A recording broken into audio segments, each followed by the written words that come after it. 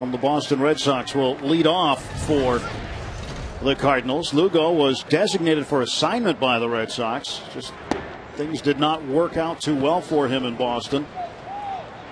And the Cardinals said, hey, we can use him. And here he is in 11 games hitting .362 for the Cardinals. Paul Mahala making his 23rd start. As you take a look at the leadoff man for the Cardinals, this is just kind of the tip of the iceberg. Then you get down to the meat of the order with the three guys we looked at. And they certainly don't want to put him on base in front of the middle part of the batting order for the Cardinals. Pujols, Holiday, and Ludwig. Rick Ankiel certainly capable of good things. He's scuffling a little bit this year, but he still has 8 home runs.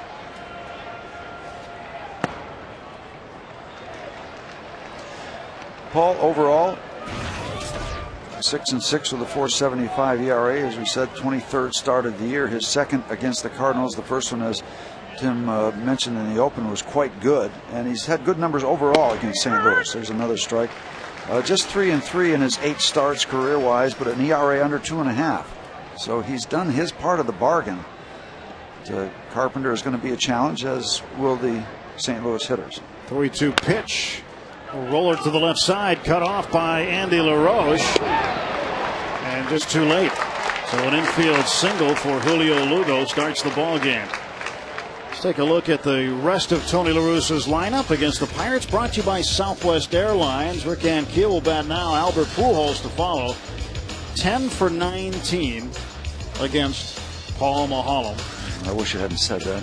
Matt Holliday will follow. Ryan Ludwig, Mark DeRosa, another good addition by this club. Yadier Molina behind the plate. Brendan Ryan playing shortstop. Chris Carpenter batting ninth and doing the pitching for the Cardinals. And Keel, 242 hitter. He will take a ball. And Keel, always an interesting story. How well he has adjusted to being a position player after coming up as a phenomenal young pitcher. He had issues with pitching, was going to be facing a career out of baseball, and reinvented himself, came back, and has been a strong major league center fielder. This one popped up to shallow center. McCutchen will handle it, and there is one down. Defensively for the Buccos, Millage, McCutchen, and Garrett Jones in right field. LaRoche, Cedeno, Young, and Pierce the infield. Ryan Domit doing the catching, and Paul Mahala the pitching. Yeah, and it's been a dry spell for Paul Mahala. His last win was on July 7th, exactly 1 month ago today. 5 starts since, creating that dry spell for Paul in between wins, hopefully in between wins. Yeah, we told you Pujols 10 out of 19 against Mahala. That's .526. That is the second highest career batting average he has against an active pitcher. The highest is .529 against Tomaoka. David Weathers also has given up 10 hits and 19 at bats to Albert Pujols.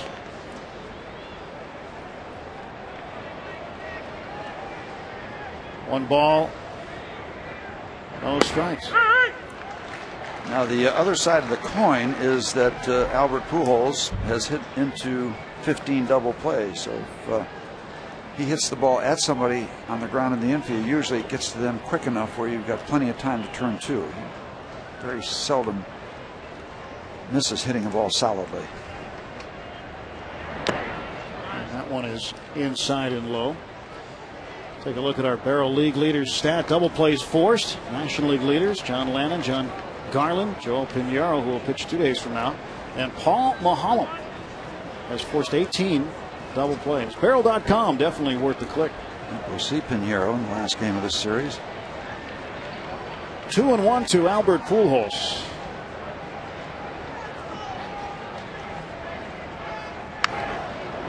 Two and two. And it's not often, Steve, when you watch batting practice, especially the visiting team's batting practice, where the guy gets a standing ovation during batting practice. Well, this guy is special. I was telling somebody, yes, a struggling time for the Pittsburgh Pirates, but if you're a baseball fan, you've got kids, bring your kids to watch this guy play. He might be, I think he is the best in the business right now. Go to first base. Julio Lugo was leaning, but he ended up getting back in time. And What's interesting is Pierce was holding the ball on Lugo there right after this tag. Lugo wanted time, and first base umpire Tim McClellan didn't give him time. And now Lugo wants to know why.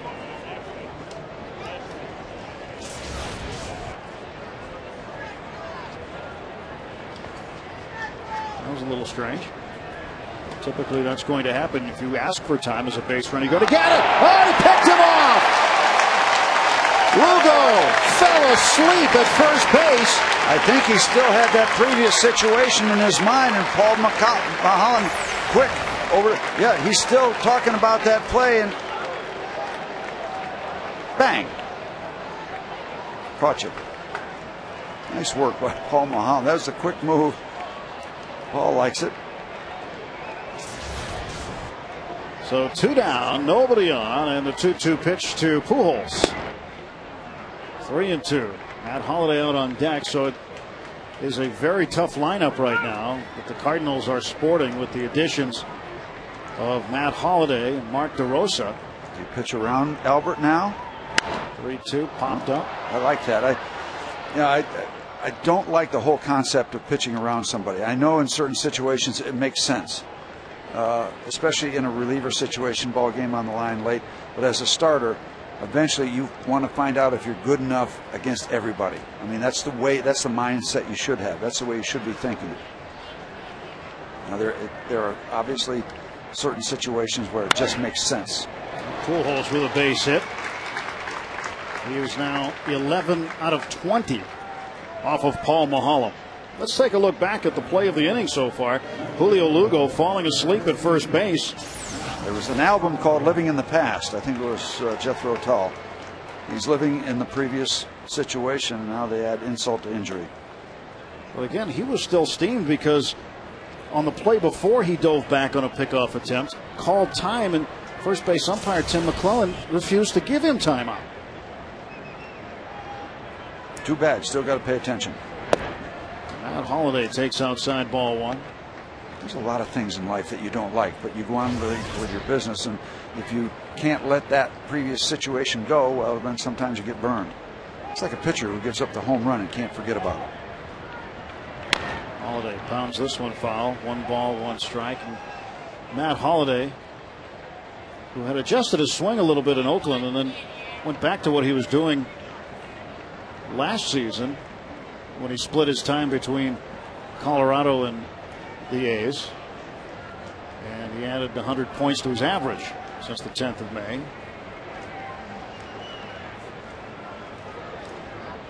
One pitch, and see you later. This one is way up on the rotunda. 2-run home run, Matt Holliday, 2-0 Cardinals. And you do not see many balls hit up on the second level of the rotunda. That's a crusher, an absolute crusher, and the Cardinals flex their muscles early. The 9th home run given up by Mulholland this season. And there's not one person in the ballpark that doesn't know that's gone the minute he hit it. Paul wants a ball. Give me another ball. Because this one is gone. Put off the facing of that second level. Now Holliday extremely strong. And Ryan Ludwig takes ball 1. 1 ball and no strikes. 2-0 Cardinals. 3 hits in the inning. Lugo base hit. Infield single and was picked off. Pujols a base hit to the left side, and now Holliday a 2-run blast. And there was nothing cheap about that home run.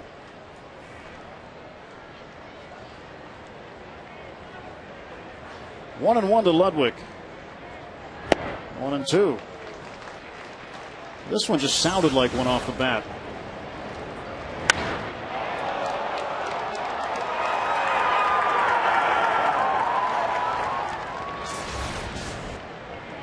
Matt Holliday with a bomb. And Ludwig, a base hit to left field. Well, there's that murderer's row, that middle part of the St. Louis batting order, as advertised. Well, the 3 guys we highlighted in the open of the telecast tonight, Pujols, Holliday, and Ludwig, have shown what they can do. Back-to-back hits. Now Mark DeRosa will have a chance to hit for the Cardinals with 2 outs in the top of the first inning. You know, Tim, we were talking about last night's ball game where it didn't go very well and the Pirates did not play good fundamental baseball. Well, you know what?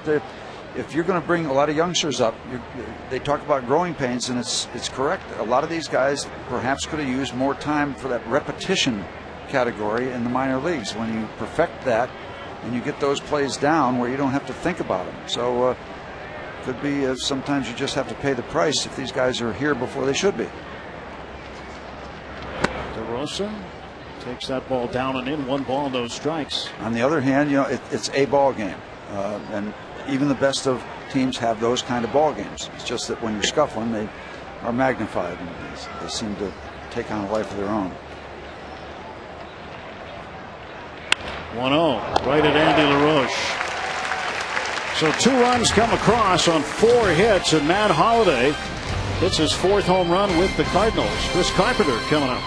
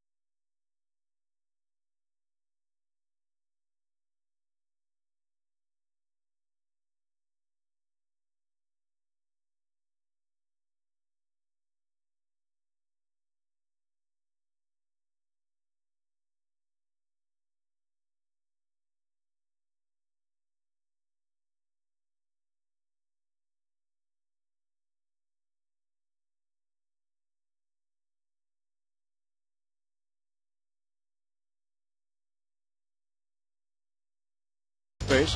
Andy LaRoche, Ronnie Cedeno, 37 games against the Cardinals, a career .353 hitter, and Paul Maholm batting 9th. Andrew McCutchen takes strike 1 from Chris Carpenter. And you hate to give Chris Carpenter any offensive support. He has been that good against everybody, especially the Pirates. He will take strike 2, so Carpenter not fooling around right away and delivering 2 straight strikes to Andrew McCutchen. Doesn't waste any time, gets the ball, gets the sign, and here we go. We were talking before the ball game, 17 starts, 18 walks. I mean, that is silly numbers. That control is so good. 1-2, down to 3rd. This one is dropped. DeRosa still able to throw out McCutchen. That's how hard that ball was hit down there. It gave DeRosa plenty of time. Yeah, plus he was playing up a little bit too, so the ball got to him a little quicker. Comes in on that in-between hop, but the quick recovery gets to play at first base. Not many infielders, if they drop a ball, are going to be able to get McCutchen. Carpenter missed some time mid-April to late May with a strained oblique. So I guess that's in the rib cage, I'm guessing, but there was a problem for Chris Carpenter. So that's why this is only his 18th start. And that was right after he had started against the Pirates on the 9th of April, when he allowed only 1 hit through 7 innings.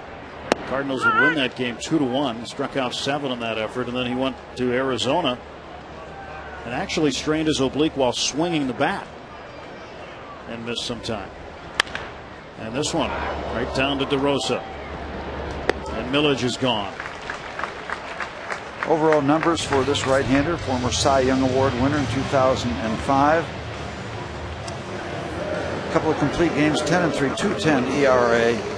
The great walk numbers, the great ratio of strikeouts to walks. Just 5 home runs.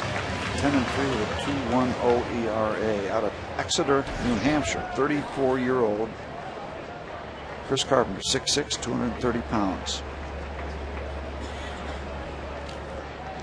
Facing Garrett Jones. Jones takes ball 1 inside, 2. That's 1-0, beg your pardon. So Jones hitting .287, 11 home runs, 18 runs batted in, 1-0 pitch. 2 balls and no strikes. Let's check out Steve's tips to win, presented by Rivers Casino, opening August 9th. That's this Sunday. Score some runs off Carpenter. Put the wood to the Carpenter. Paul Mahalam must stand tall. Paul must stand tall. And off to a little bit of a raggedy start, giving up the 2-run shot in the first. And Jones hits this one a long way to left field. Going back is Holiday. He is at the track, at the wall. Gone! Garrett Jones, home run number 12. That's 2-1. As Jones hammers it off the Carpenter. A lot of carry. I didn't know if it was going to get far enough. Just to the right of the 383 sign. Holiday went back. I thought for a moment he was going to come down with this ball, but not to be. And the Pirates are on the board. Number 12 for Garrett Jones to the opposite field. He's got that kind of power. Opposite field here is big for a left-hand hitter. It's a long way to go, but he got there. That's just the 6th home run Carpenter has given up this season. 1-0 to Domit. 2 balls and no strikes. That young man out there got it on his glove rather than Holiday, and Holiday gave him a stare after he gloved the baseball. And along came Jones. 3 balls, no strikes now to Ryan Domit. And one boy there on the right was recanting that, perhaps to his younger brother. 3-1. It's always like the kids who have the stories afterward. Hey, you know, Matt Holliday was going back for a ball and I took it away from him. Or that's something he'll always remember. He didn't like it either. He didn't like it. Count full now to Domit, 3-2. The stories that kids take away from the ballpark are great.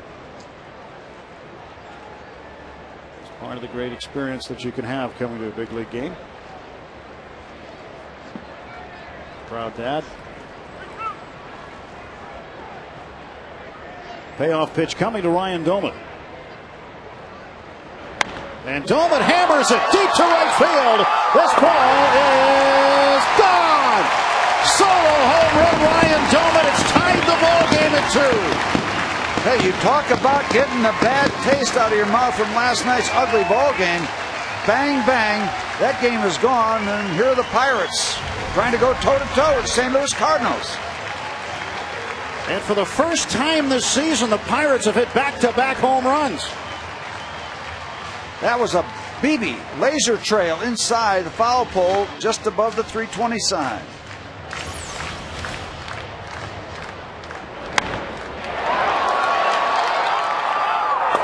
Wow, that ball had some jets on the back of it. Had some sting to it.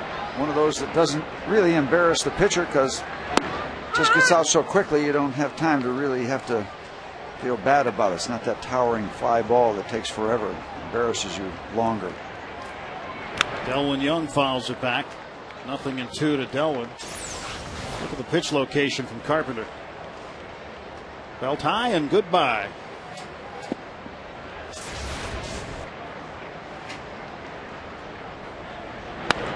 And Young a base hit. What do they say? They say if you want to get the good ones, get them early. And the Pirates getting after Chris Carpenter early.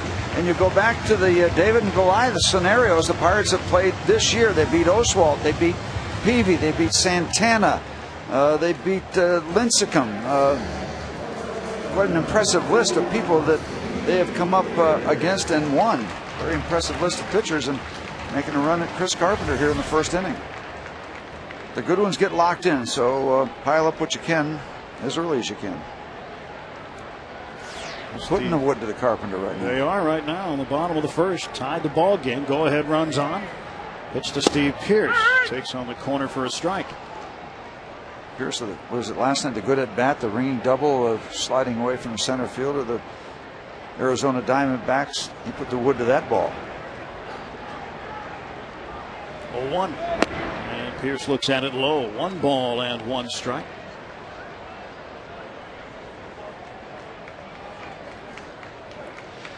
Yeah, you get him early. Well, you try to get him early, but nobody's been getting him early. And Pearce now 1-2. An ERA of 2.10.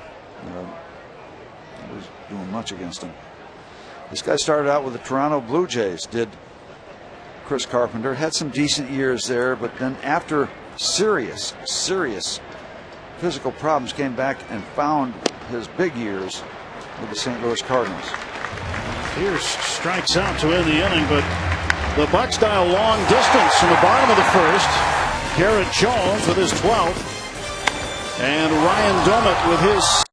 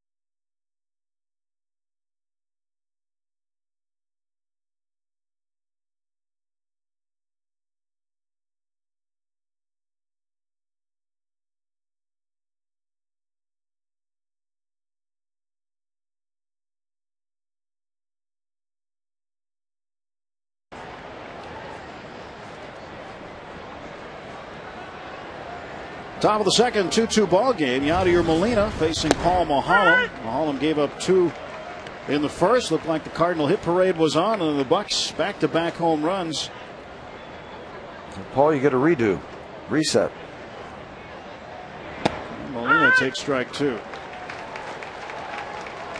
Now, the last time the Bucs had back-to-back homers in a game, 22nd of July against the Brewers, when they had 3 in 1 inning here at PNC Park. McCutchen and then Jones and Doumit went back-to-back that time too. And Molina hits the ball a long way to the left center field gap. Millage on the run, and Lastings Millage makes the grab. He had to go a long way to get it, and he hauled it in for the out. Yeah, it looked initially like he had it kind of measured and then had to pick up the pace a little bit. Got to it on the warning track in front of the bullpen. This ball is carrying a long way right there. And a little extra movement at the end, and winds up looking pretty comfortable, and he went a long way to bring that one in. So baseball's flying all over the place tonight. It's the late addition to the Cardinal lineup. Brendan Ryan takes the place of Skip Schumacher, who was initially in the lineup that was issued earlier today. And right before game time, Tony La Russa pulled Schumacher from the lineup, moved Julio Lugo from shortstop over to second base, and inserted Ryan, and has him batting in the 8th spot. 0-1 pitch. This one fouled off to the right side.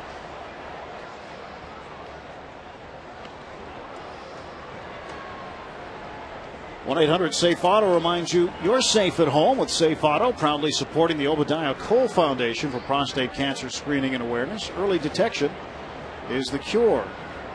Jones and Domet going back to back with home runs in the first. And Ryan, slow roller to third. LaRoche guns to first and gets it.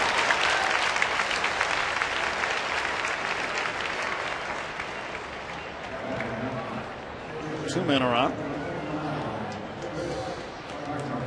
And the pitcher, Chris Carpenter.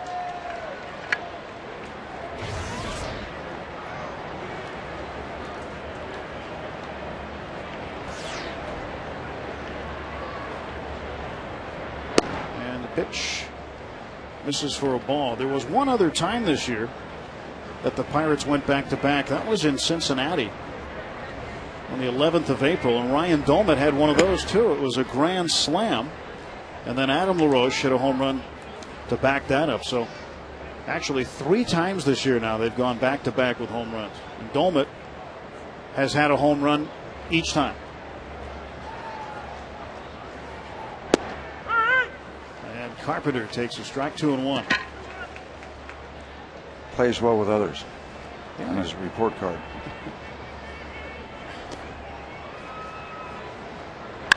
And a 2-hopper down to Cedeno. Now he throws out Chris Carpenter. A nice way to come back for Paul Maholm in the second as the Cardinals go down 1-2-3.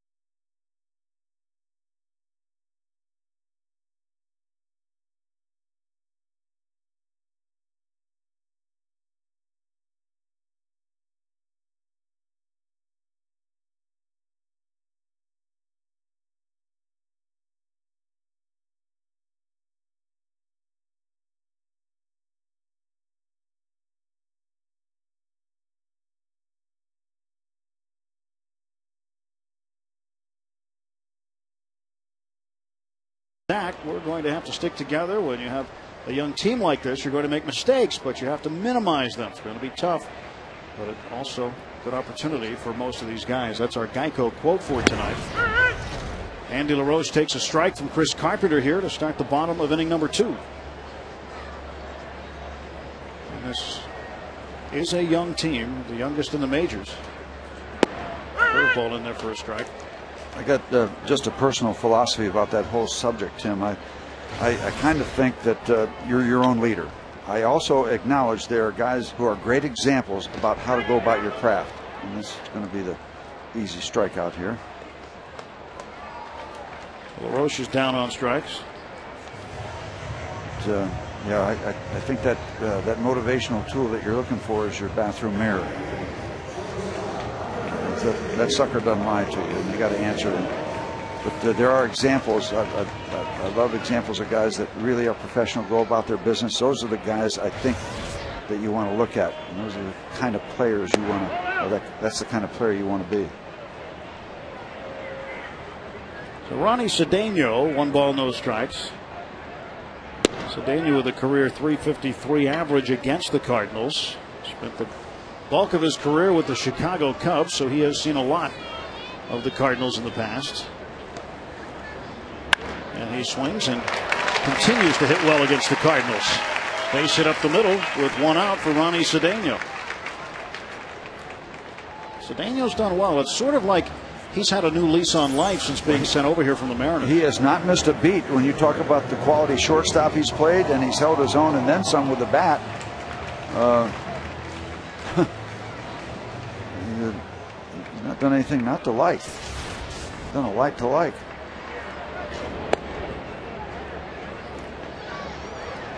Almahalam trying to sacrifice Cedeno to second base. Ball's average at .071. That one home run came in New York against the Mets back in May. And Paul. Nice bunt right to Carpenter. Sacrifice 1-3. Cedeno over to second. So 2 men are out. Ryan Doumit got a very good pitch from Chris Carpenter to hit. Yeah, I wanted to take another look from this angle. And Ryan Doumit got the body out of the way and blistered it. I'm not sure about the velocity. It looked straight enough to be a fastball. Yep. And Ryan Doumit was able to quickly get his body out of the way so he could put the good part of the bat on. All 6 of good fastball, 93 miles an hour, out of here. I say all 6 of his home runs have come left-handed. Hasn't hit any right-handed yet. If you don't get your body out of the way on that swing, you can break the bat right in half.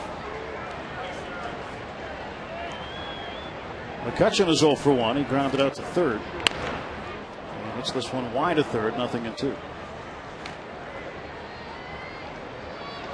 2 men out. Cedeno in scoring position. 2-2 ball game. Bottom of the second with Steve Blass, Tim Neverett here on another gorgeous night in downtown Pittsburgh. Weather perfect. There's the former St. Louis Cardinal secret weapon, Jose Oquendo. Good guy, did a lot of things for the Cardinals, a lot of good things, played a lot of positions. Third base coach these days for the Redbirds.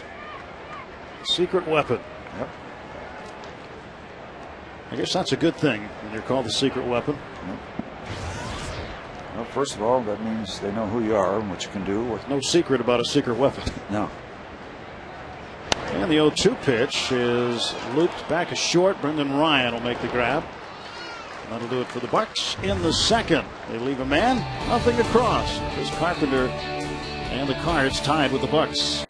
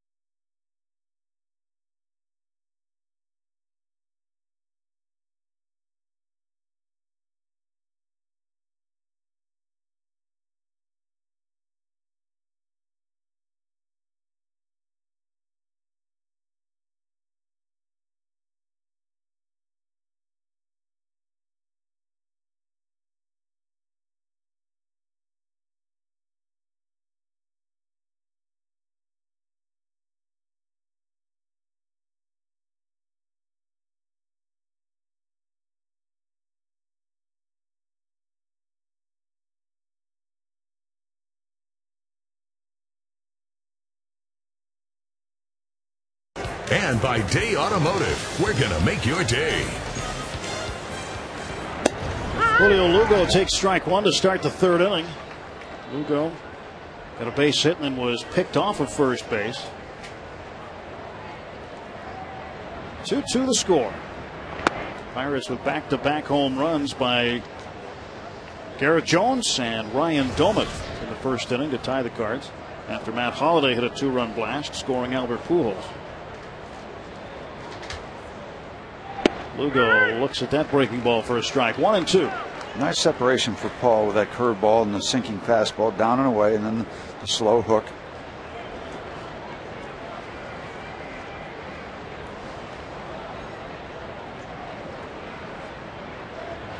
So Lugo ready, and Mahalam, the 1-2 delivery. Yes, he did. And that is strike 3. Tim McClellan ringing him up at first base, 1 down. Lugo down on strikes. Not the best of starts in this game for Julio Lugo. After the base hit, gets picked off, and now the half swing is called a 51% swing, just over halfway, and that's good enough to get the call. Well, that one there was about 54%. Okay. You think? Yep. Still just 1 strikeout. Rick Ankiel.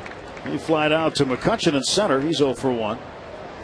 You're right when you're talking about Rick Ankiel. That was the story when he came back and started hitting home runs. I mean, there was a team story. I don't know if that was the year of the.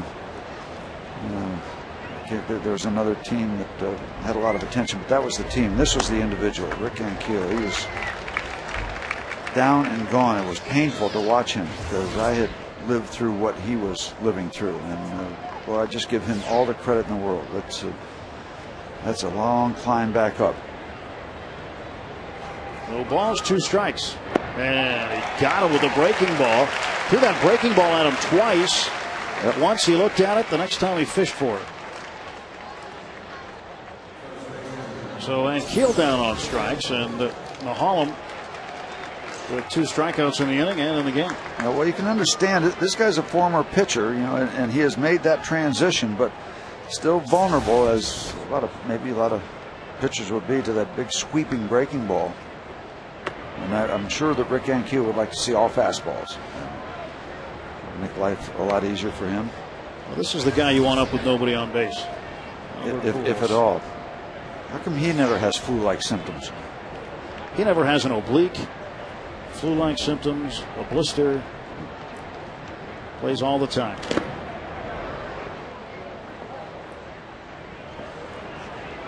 In fact, Tony La Russa tried hitting his pitcher 8th. And earlier in the season, he was hitting his pitcher 8th against the Pirates and was asked, well, why do you want to do that? He said, well, I want to get Albert up with men on base. I figured by having the pitcher 8th, move that pitcher away, in a position player 9th, that you'd have another opportunity to get a guy on base. And Pujols is now 2 for 2. He is a machine.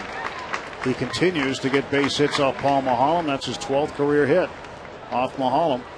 Well, you're looking at a real good shot at a Triple Crown winner in 2009.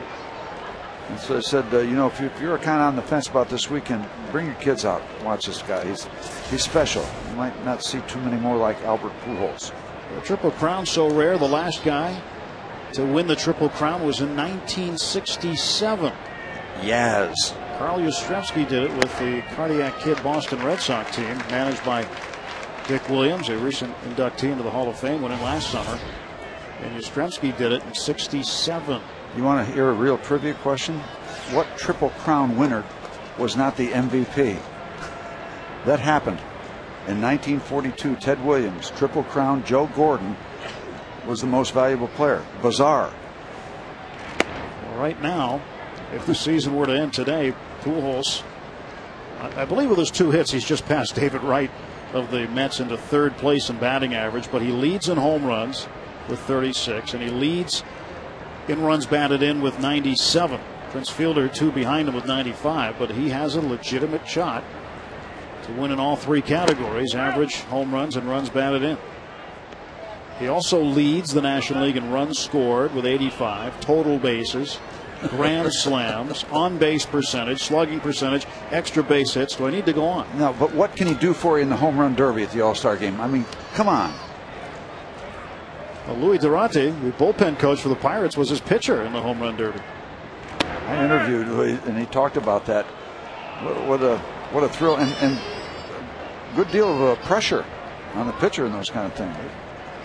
There he is. He's the All-Star BP pitcher for Albert Pujols. He said he was honored when Albert asked him to do that. Why not? Really? 3-1 to Holiday. Strike two, full count, 2 down. Pujols will be running with Mahalam's pitch. Ryan Ludwig on deck. So Holiday with his 4th home run with the Cardinals, his 15th overall. 3-2 pitch. That's high, ball 4. 2 are on for Ludwig. Just had the idea this afternoon that Paul Revere would be riding down the Boulevard of the Allies saying the Redbirds are coming, the Redbirds are coming. 1 if by land, 2 if by sea. There's a lot of red around this ballpark. A lot of people made the trip from St. Louis. There's always a representation of Cubs fans, but there are a lot of red shirts around here tonight.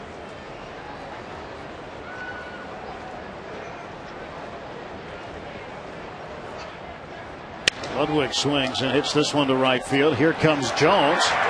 Garrett makes a fine running catch. And the Cards strand 2 through 2.5. It's a 2-2 ball game.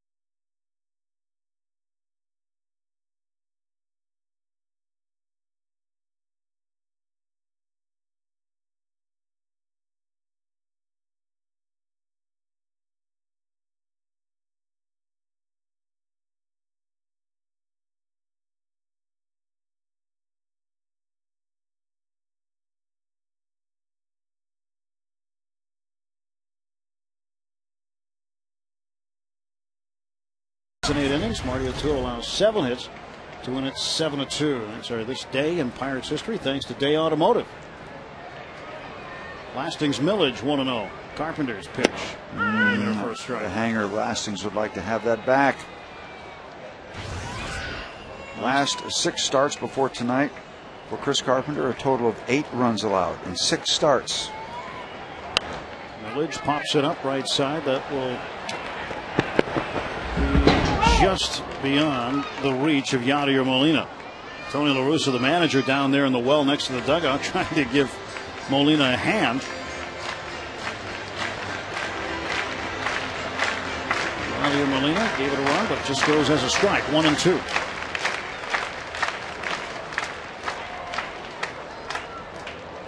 One ball, 2 strikes. Carpenter ready. Pitch to Millage. Over the head of Carpenter. And Lugo makes the play. 1 down. Garrett Jones hitting with nobody on base. It seems like that's how he does his best work. 11 of his 12 home runs. Solo shots.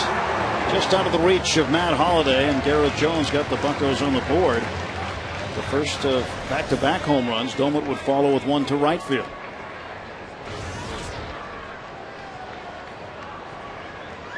Jones has homered twice on this homestand. And he rolls this one up the right side. Well, good news today in the draft pick front, Steve. Yep, round them up, sign them up. Pirates have signed left-handed pitcher Zach Dodson, the club's 4th round selection, and left-handed pitcher Colton Kane, the club's 8th round selection. This one to the first baseman Pujols. He'll step on the bank, 2 down. So the Pirates have signed 20 of their 51 selections from this year's draft. The deadline is the 17th of August, and usually the bulk of those signees will sign just right around that date. We'll see more and more signings of the draft picks. I hope Colton pitches like Matt. Well, he spells his name the same way. That's a start. So Colton Kane, left-handed pitcher. Zach Dodson, left-handed pitcher. 2 of the draftees signed. Dodson threw a no-hitter this year in high school.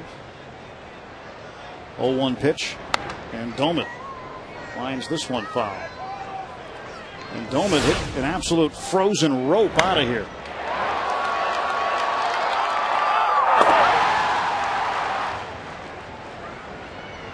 I don't know if you want to sit in the stands and catch that one. That one might hurt. And Domet hits another one deep to right field. And this one is going to be off the wall. Domet racing for second. Throw comes in, and Domet slides in safely with a 2-out double. Well, what a play made in right field. What? Public made it interesting. This ball looks like it might bounce anywhere and take off a little bit, but the recovery is that quick. Well, it bounced right up into Ludwig's bare hand. Yep. Caught a break. Well, see, you got that chain link fence that protects the lights out there, so usually it's kind of a soft bounce. It's not like the padding, but it's not all that much different. There's a manageable bounce, and now Ryan, wait a minute. It's not a home run. I'm hoping it's going to be a double, and it becomes a double. Delwyn Young is 1 for 1. And see that fencing in front of the wall? Yeah, protects the lights, and it's a soft bounce off there. But there are supports, various parts out there where it can take a bizarre kick. It's a great seat, too. And Young hammers this one. Boy, did he get a piece of that. I think he got out in front a little bit. DY, Delwyn Young. Young hitting .298 after his single in the first inning. Chris Carpenter, 1 ball, 1 strike to Delwyn Young, 2 outs. Bottom of the 3rd. And Young snaps his bat, or did he hit the catcher? Got a piece of Yachty or Molina. That's what it was. I guess he did break his bat. He did both. Snapped his bat and then got Molina on the backswing.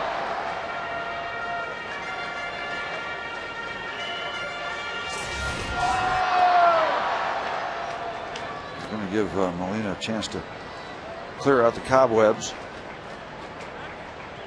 I tell you, if they had to examine his head, it'd take a while to get that apparatus off his head. You can't call that a catcher's mask anymore. That's much more than a catcher's mask. That's the hockey style goalie mask. 1-2 into there. 2 balls, 2 strikes to Delwyn Young.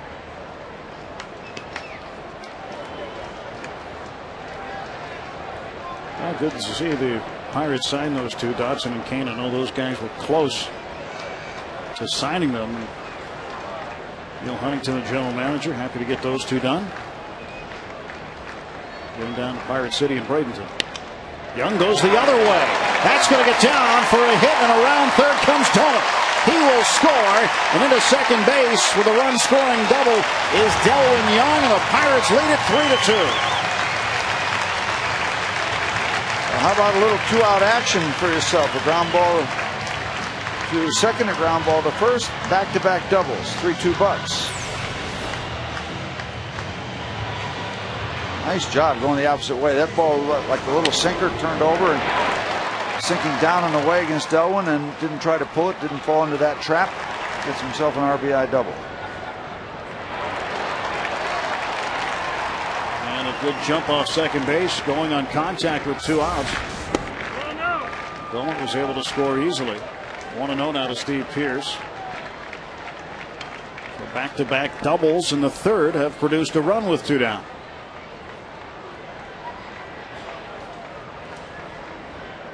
1-0. That's a bouncer to third and a foul ball. Thank you.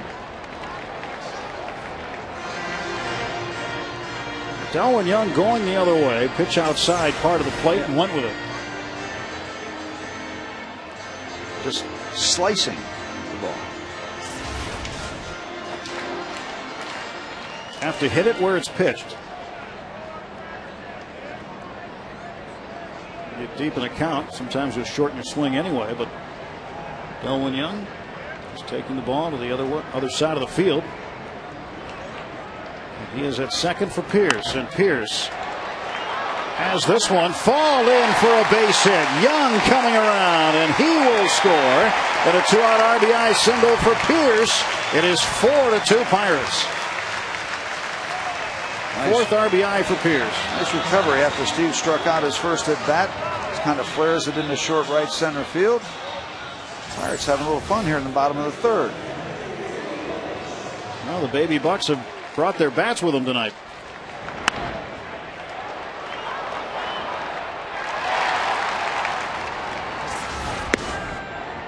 I thought for a minute Anquillo might have a chance. And again, you know, it always brings up the question: is a career center fielder got a chance to make that play? I don't know. That's a tough call. He has made some fantastic defensive plays though in the last several years. Yeah, we've seen some of them at the expense of the Pirates, including, if I'm not mistaken, one with his back to home plate sliding headfirst toward the center field wall. 1 ball, 1 strike to Andy LaRoche. LaRoche takes low and away, 2-1. Andy struck out to start the second inning. Pirates half of it.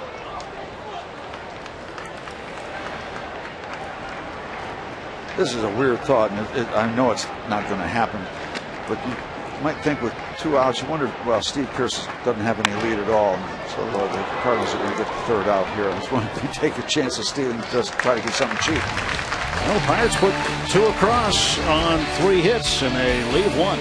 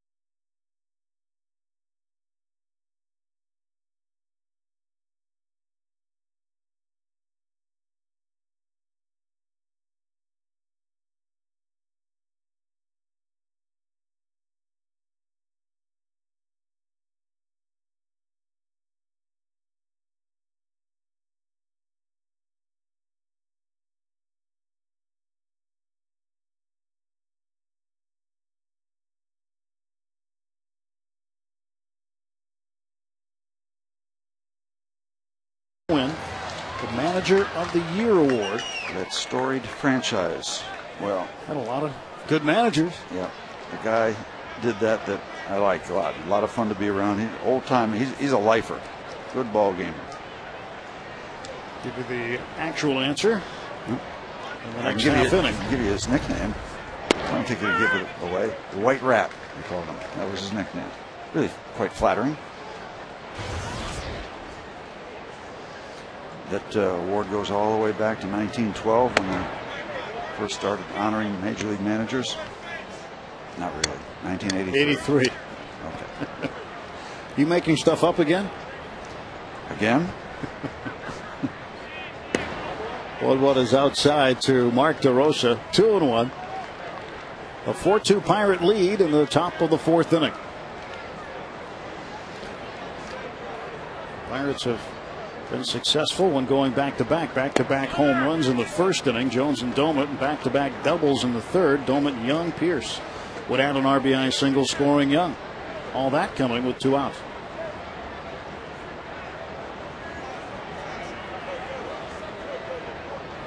Mark DeRosa waits, and he hits one high and deep to left field. Lastings Millage on the track, and it's gone. Mark DeRosa, his 8th home run, and it is 4-3. This is what the Cardinals will do to you. Well, dig your heels in, folks. This one could be a barn burner. Not only a lot of offensive action, but you got the long ball.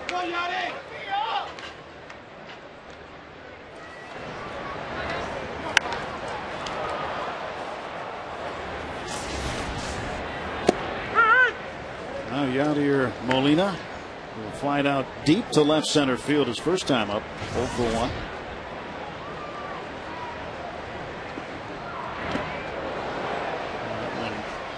Sent him to the ground.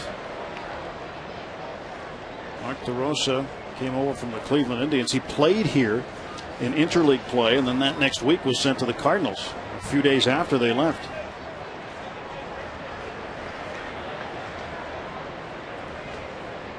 And this one right off the glove of Mulholland.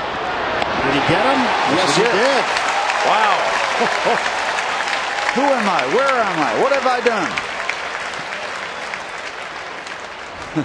That is a panic situation. You know it's somewhere, but you don't know where. I think it hit him in the back. Yeah, there's 6 people hollering different things to him right now. But he finds the baseball. He felt that ball.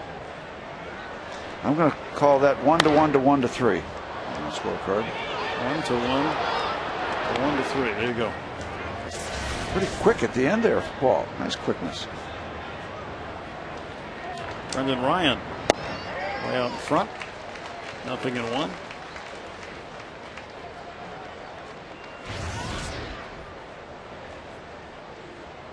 Ryan left the ball game on the 30th of July after his first at bat. He had a bruised left ankle. It was day to day, and is back in there now, starting this ball game tonight.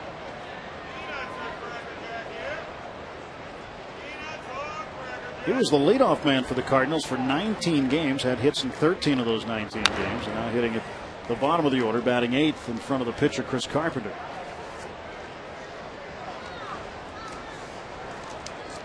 '27-year-old Brendan Ryan.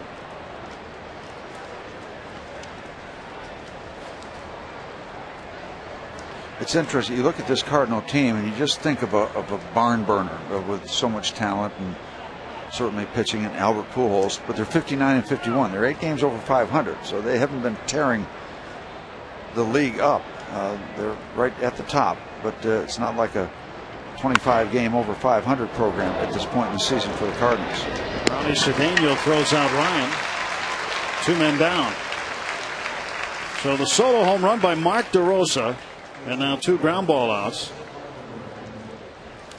The 1979 celebration weekend continues Saturday, August 22nd, when the Pirates host the Cincinnati Reds. Don't miss Disco Legends KC and the Sunshine Band perform all of their hit songs. To get your tickets, call 1-800-BUY-BUCKS or visit Pirates.com. It's KC and the Sunshine Band, the Pirates, and the Reds on the 22nd as we celebrate the We Are Family Pirates that weekend. I think I knew which one of those people was Casey. I'm pretty sure. You think so? Mm-hmm. Deductive reasoning? Yep.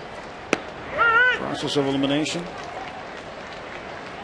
There will be a lot of alumni from that 1979 team in attendance. Yeah, they'll know that song.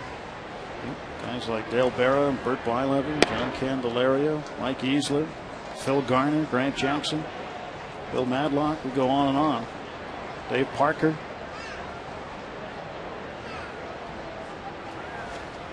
Just some of the names will be here.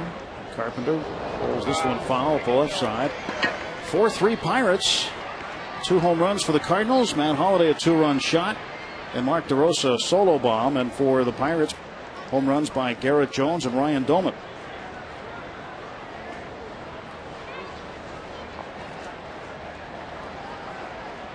Two outs and the 1-2 to Carpenter. And he struck him out. Carpenter didn't really want to run.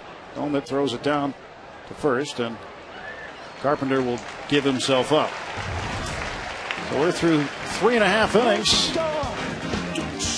And KC and the Sunshine Band warming up.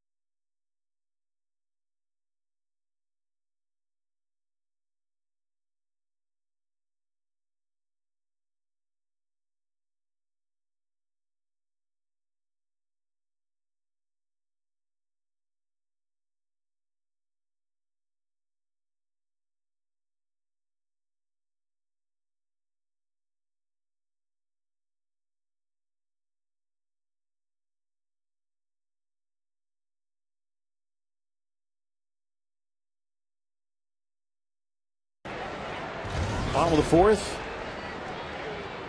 Ronnie Cedeno takes low and outside. Ball 1. Good crowd on hand tonight. Big crowd expected tomorrow night for Sky Blast. Cedeno pops this one up to right. Waiting for it is Ludwig. 1 down. And tomorrow night, limited seating still available. Standing room tickets and single seats are still available. So call 1-800-BUY-BUCKS. Or visit Pirates.com if you're thinking of coming tomorrow. OAR performing after the game as part of Sky Blast. It's one of the greatest shows you're going to see. These are not fireworks, folks. These are mega fireworks. It is an outstanding show. And again, standing room and single seats are still available if you would like to come out tomorrow night. One down for Paul Maholm. I'm expecting a bunch of people on Sunday afternoon. Fun at the ballpark. Sunday afternoon is back to school bag day. 0-2 to Maholm. And there's strike 3 called. Let's take a look at our answer to the Aflac trivia question. Which Cardinals manager was the first to win Manager of the Year? Tony La Russa's won it 4 times, but he wasn't the first Cardinal manager to win it. It was, as Steve mentioned, the White Rat, Whitey Herzog. 1985.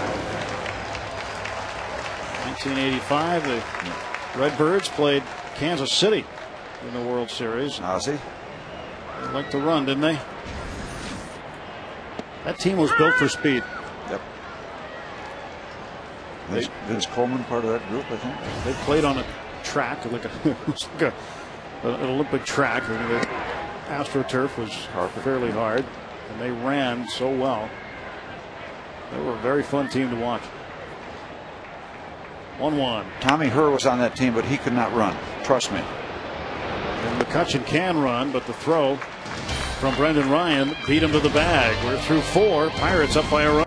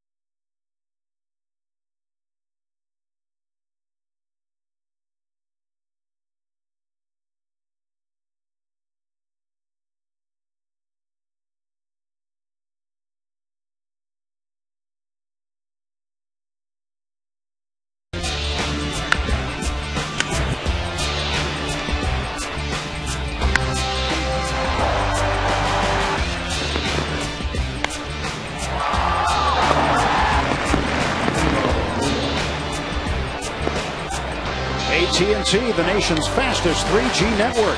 AT&T, your world delivered. First pitch of the inning. Lugo grounds to Cedeno. One pitch, one away in the top of the fifth. Pirates a 4-3 lead. And Cedeno doing good work cleaning up over at shortstop.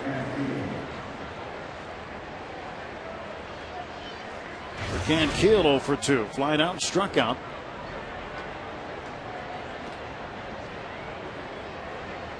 Paul Maholm trying to stand tall, as he said he needed to do, and the tips to win. Has a 1-run lead right now. He's given up a couple home runs. A challenge here in the top of the fifth. Van Keel followed by Prince Albert. Well, he fed a steady diet of the big breaking ball to Anquilo to strike him out last time up, so no surprise to see it again. And it's not broke.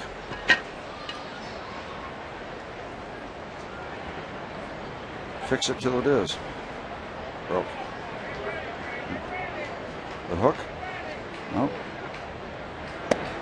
Fastball. I'll try to paint that outside corner. Just missed off the edge. Not a bad idea. Been throwing the curveball out there. 1-2 pitch. Fouled it off. And Anquil hangs alive.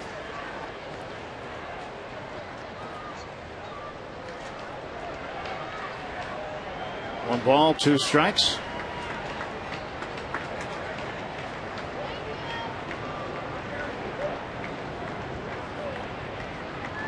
And Keel strikes out for the second straight time. 2 men are out. Maholm set down 5 in a row now. The big breaking curveball got him previous at that, and it gets Rick Anquil again.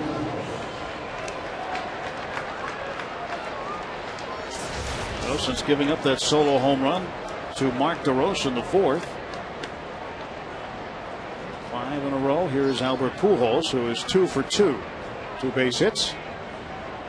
He will take a curveball low. It says something about a hitter when you can say about him, well, we can live with him going 3 for 4 as long as they're singles. How good is this guy? He's really good. That good. Well, you're keeping him in the ballpark, and you're facing him for the most part with nobody on base. And that's almost like a win with this. Well, it's guy. almost like pitching around him. I mean, the difference between Albert Pujols and every other player in Major League Baseball is not marginal. Believe me, it's a lot. But with him getting on, that brings Doc Holliday up to the plate again. And Matt Holliday, no slouch, a 2-run home run in the first. He walked in the third. And Maholm trying to get him out here with 2 down in the top half of the fifth.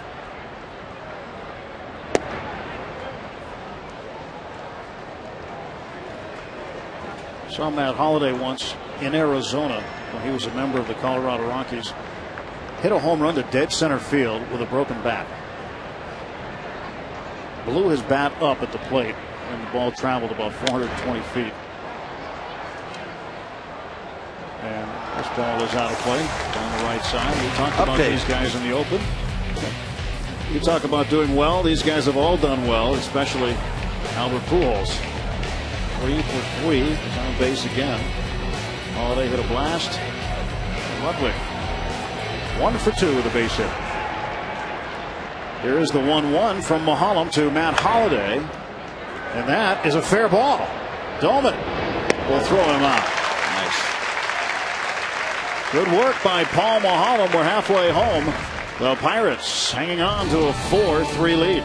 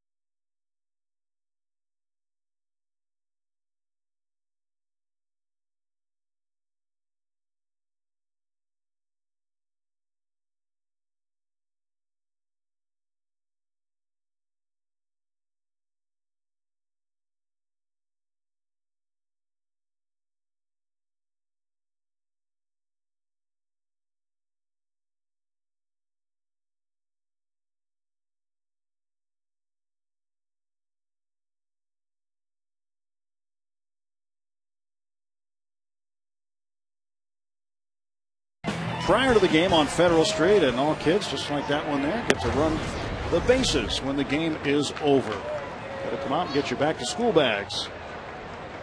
Well, I guess that's what you do to hold your glove when it's mealtime, huh?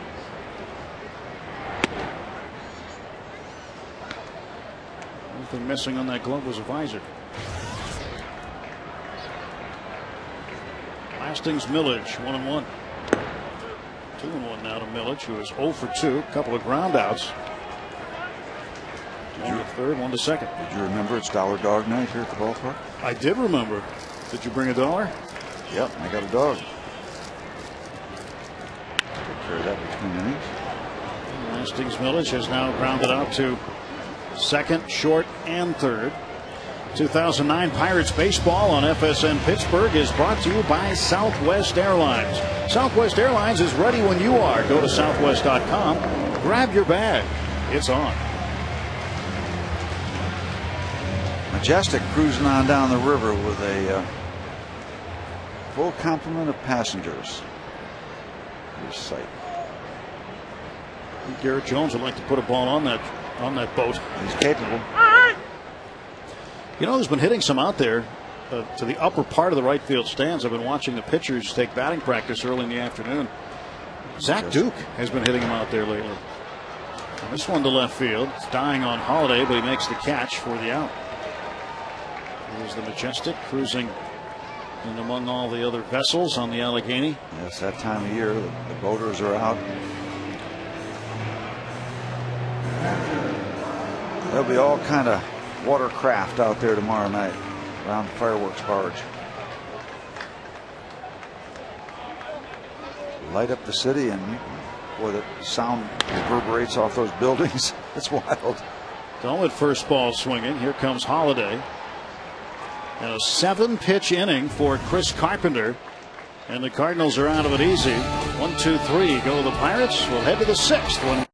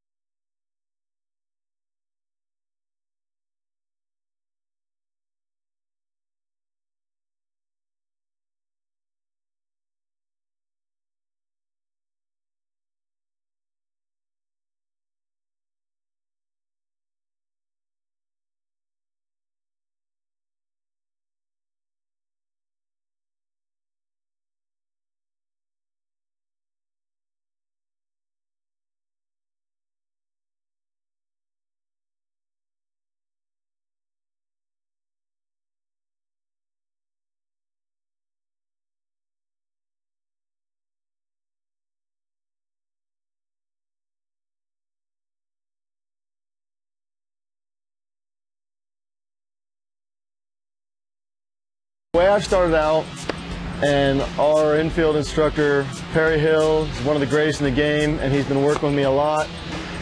Just especially at the third. you can catch the entire tip on Sunday's Pirates pregame show beginning at 1 o'clock right here on FSN Pittsburgh. Ryan Ludwig fouls the first pitch from Paul Mahalomoff to start the 6th inning. And Perry Hill and Andy LaRoche working hard. Perry's working hard every day. 2:30 he is on the field, and they have a schedule where they're working with the infielders. Guys like Delwyn Young have been putting in a lot of overtime.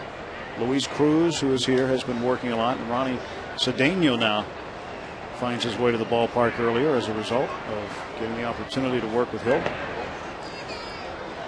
And Jim, this is the inning, the 6th inning, that has been a bugaboo for Pirate starters, and they've not been able to break through all that often and get the job done in the 7th. So this is kind of over the hump type of an inning, and you hope for the best for Paul Maholm as he tries to protect this 1-1 lead. This has been a critical inning. Ludwig the other way, foul ball, count even, 2 balls, 2 strikes. Yeah, for Paul, this is it. This is the key inning. He's up to 83 pitches now. And what the Pirates need, and you mentioned it earlier today, Steve, they've got to get a guy to go through 7 to shorten the bullpen effort. It doesn't sound like much, 6 innings or 7 innings, but it is, trust me, it's a big difference when you're looking down the barrel to try to get 6 outs. The ball's fouled away.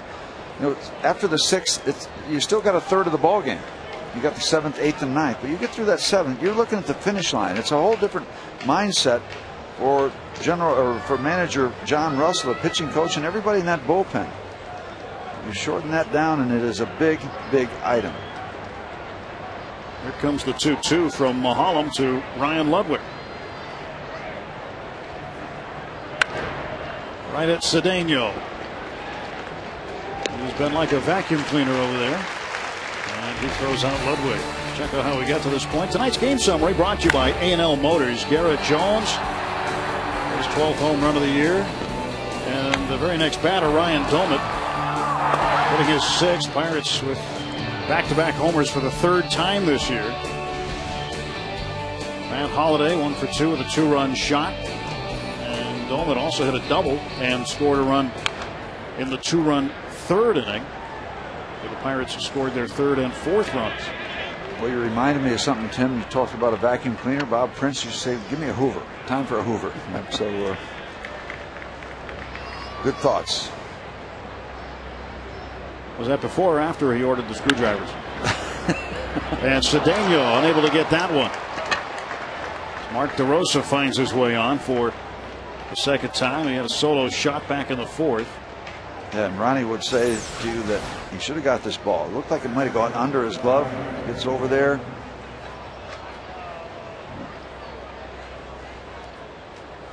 He just missed it. Yep. Almost looked like he short-armed it a little bit, figuring it was going to bounce into his glove. A 1-out single for Mark DeRosa. Yadier Molina 0 for 2 at the plate.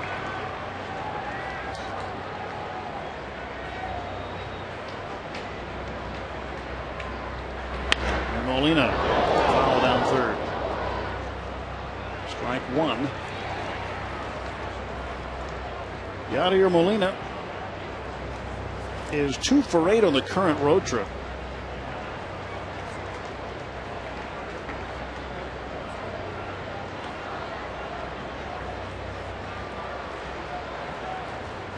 No balls and a strike.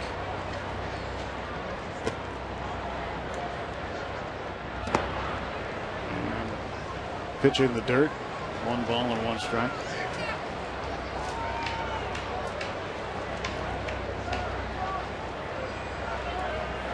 Get a good look at Mark DeRosa at first base. I still think he looks a little bit like Tom Cruise. Not straight on, but the profile. You're killing me with a straight on. Really? There was a movie that Tom Cruise was in. I can't remember the name of it, but he got in a really bad accident and his face was disfigured. He had to wear a mask. And I think he looks more like Tom Cruise in that movie. Vanilla Sky was the name of the movie. You guys are killing me.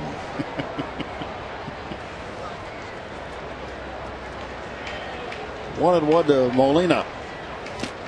As DeRosa gets his lead from first base, 1 out, top of the 6th. And this one to second base. Delwyn Young to Cedeno for 1. That's all. No, they got 2. Wow. Cedeno double pumped at second base. Double pump stopped. A little slow turn at second, but it turns into a twin kill.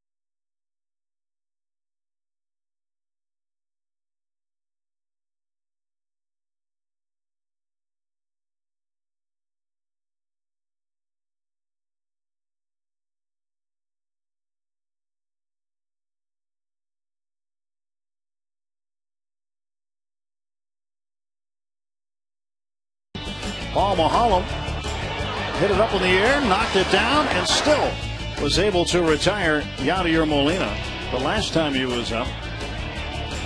Coors Light Freeze Cam brought to you by Frost Brew Coors Light, the world's most refreshing beer.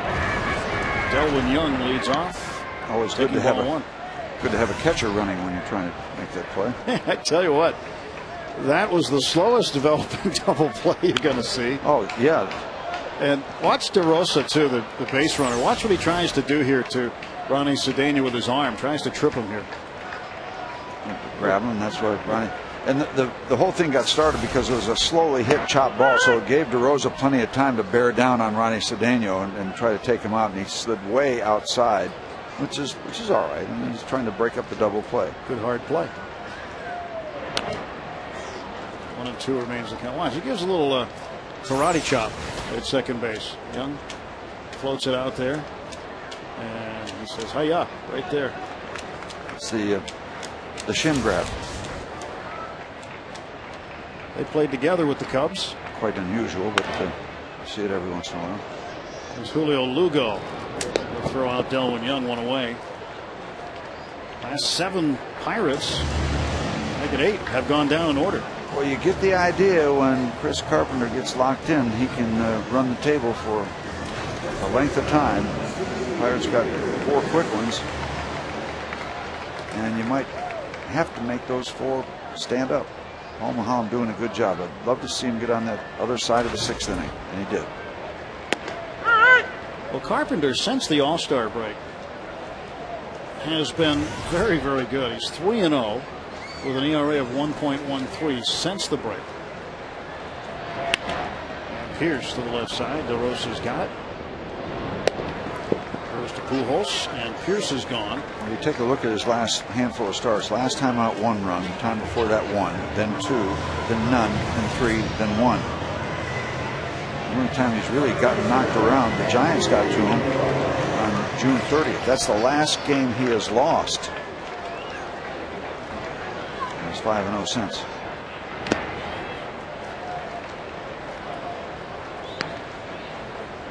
Andy LaRoche doesn't want to be the 10th man in a row to go down.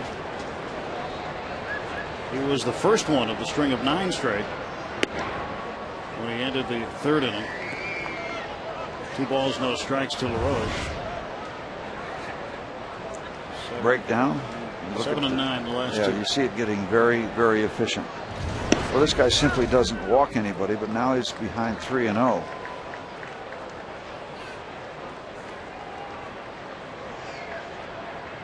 He hasn't come close to walking anybody before this at bat.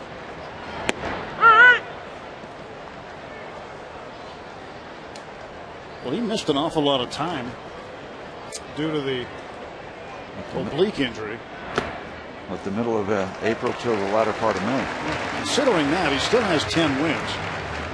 And he probably has, what, how many starts to go there? About we got 12 or 13? 7 weeks. You go 7 weeks, 35 days. You get 7, 8 more starts. So if he wins a little more than half, I mean, he'll be in pretty good shape. You get the idea there's going to be no problem with Chris Carpenter getting to 15 wins. You know, and 16's been a magic number recently as far as a Cy Young Award winner. 2006, Brandon Webb of Arizona won the Cy with 16 wins. And you go back to 1984, Rick Sutcliffe with the Cubs had 16 and won the Cy. So I think the magic number for Carpenter, due to the time that he missed, would be 16 wins. Cedeno pops it up, and over there is Julio Lugo. He'll make the grab. And that'll do it for the Bucks in the 6th. We'll go to inning number 7 when we come back. Pirates 4, Cardinals 3.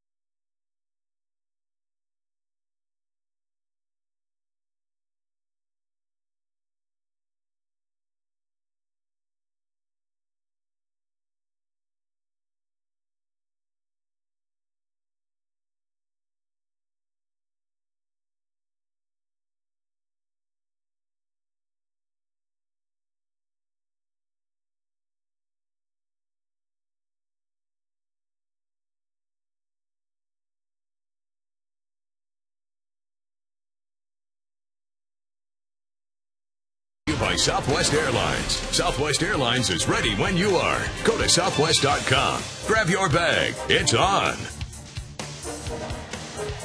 Brendan Ryan will lead off the top of the 7th inning. 4-3 Pirates with Steve Blash, Tim Neverett. Happy you're along for the ride with us tonight. Cardinals and Bucks, the first of 3 this weekend. And starting the 7th inning is Paul Mulholland. And he delivers outside ball 1. Brendan Ryan 0 for 2. He grounded out to third base in the 2nd inning, to shortstop in the 4th. Nice work in the 6th, facing 3 batters. Paul Mulholland. Good start here in the 7th. Chopper to Cedeno. Lots of time. Throws out Ryan. 1 away.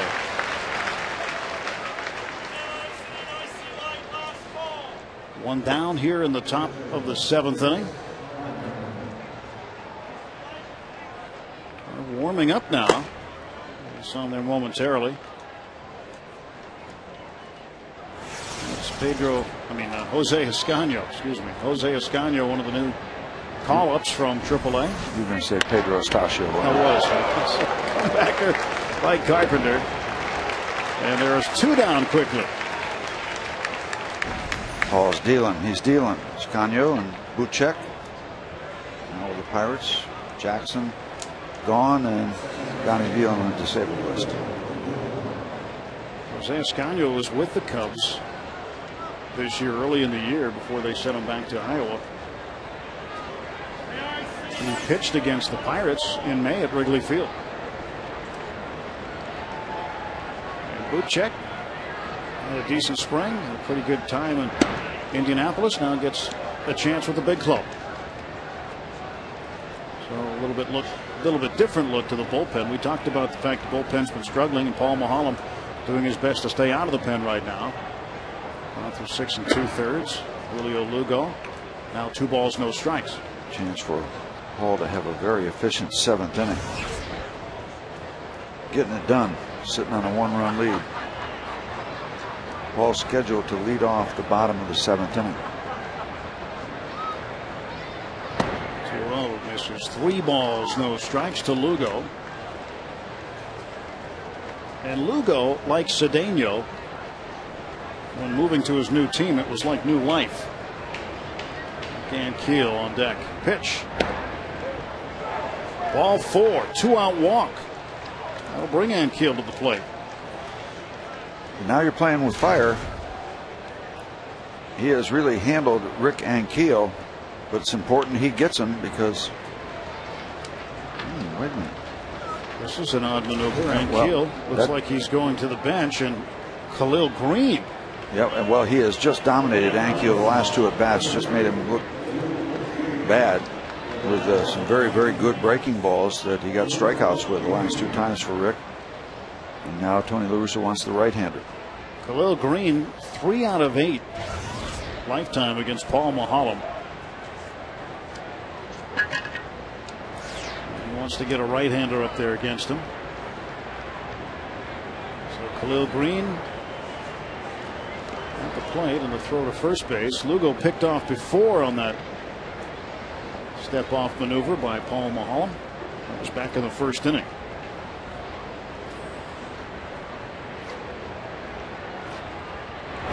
Former San Diego Padre that Jason Bay beat out late to win the Rookie of the Year award way back when. It was Green and Bay coming down to the wire, and it was Jason Bay. Joe Kerrigan out to talk to Mulholland. And while we have a minute, just want to send along, get well wishes to Mary Arasevich from Steubenville, Ohio. Great baseball fan, has raised a family of Pirate fans. I hope you're feeling better.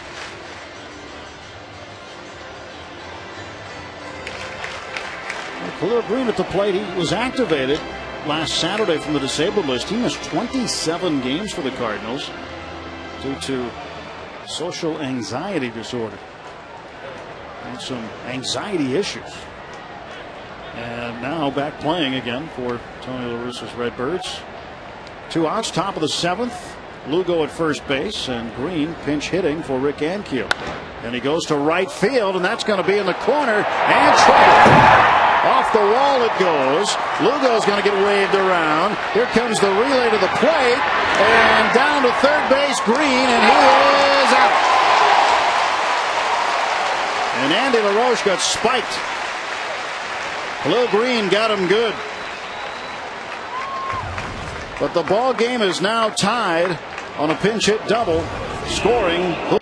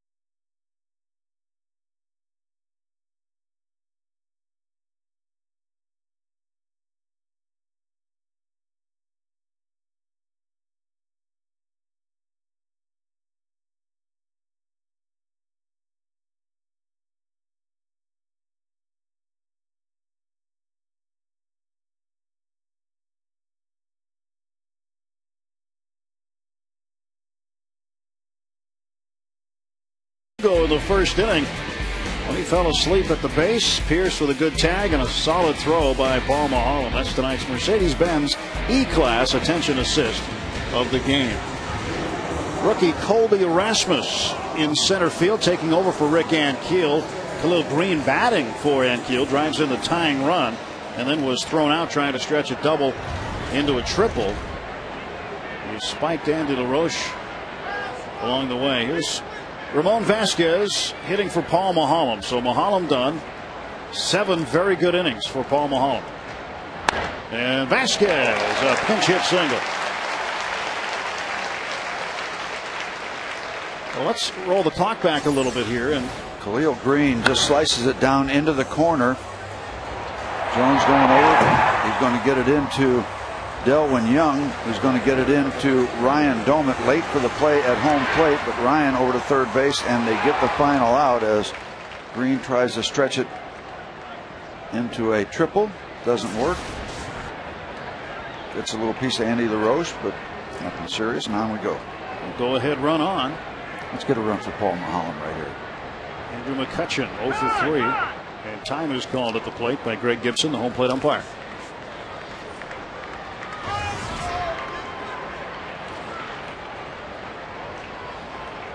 One thing that Chris Carpenter has done against the Pirates has gone deep into games.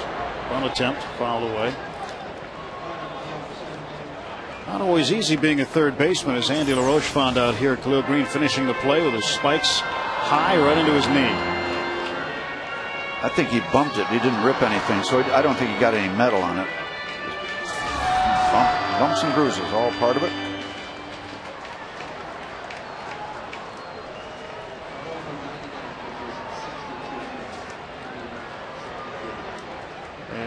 McCutchen will take strike 2.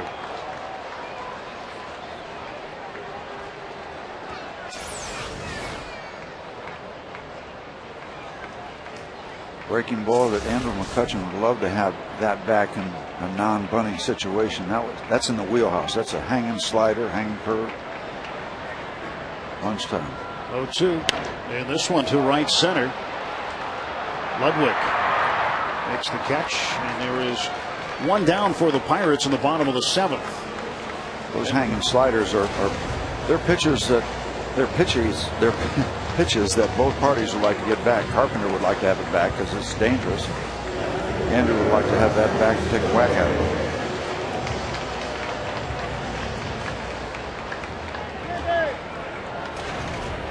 Well, news from AA.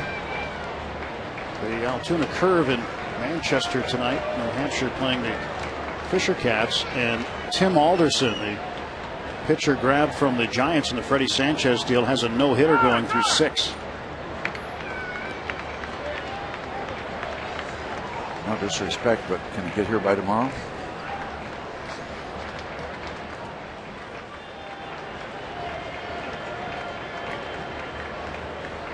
Four, bottom of the 7th. Ramon Vasquez the lead from first. He'll get back.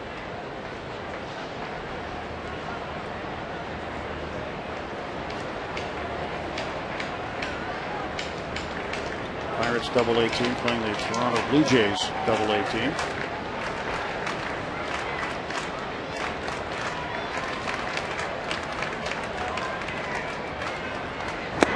They're playing them in the town that Chris Carpenter went to high school in, Manchester, New Hampshire. Went to Trinity High School there, out of Exeter. Isn't that where they used to have the big sports banquet?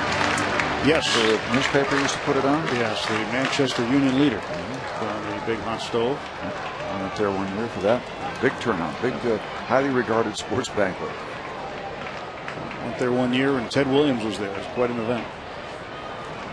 I went there when Carlton Fisk was just coming out of high school. But So he was being recognized. It wasn't a couple years ago. Yeah, it wasn't last Thursday. Yeah, he was from Claremont, New Hampshire. Good for us to get this New England stuff in. Yeah. Connecticut, New Hampshire. You're a Connecticut guy and from New Hampshire. 0-2 pitch. And Lastings Millage lines one to center. Go ahead run in scoring position now. Walking to the plate, Garrett Jones. Well, just hung there for Lastings Millage.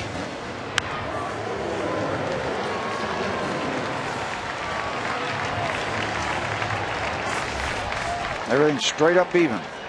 4 runs on 9 hits, no errors for both teams. Jones a home run in the first inning. 1 for 3.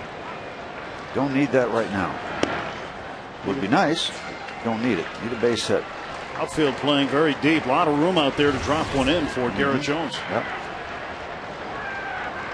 Vasquez should get a decent lead, although shortstop Ryan has to shade up for the pull-hitted Garrett Jones.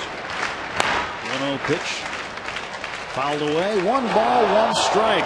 Garrett Jones, the National League Rookie of the Month for July. Fans down. Wow.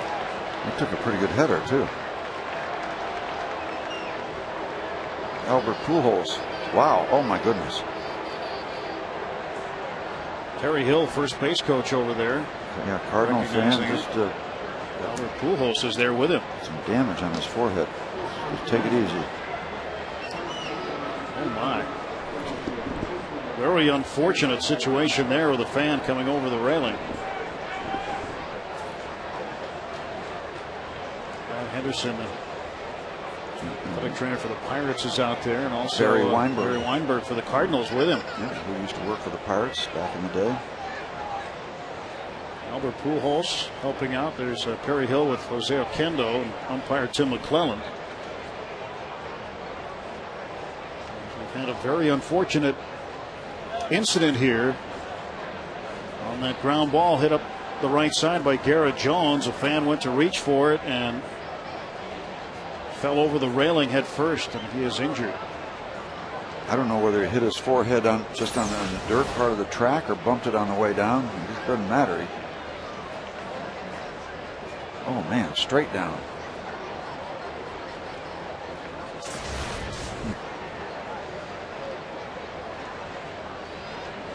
Medical attention required here for the spectator. Boy, this is something you really hate to see.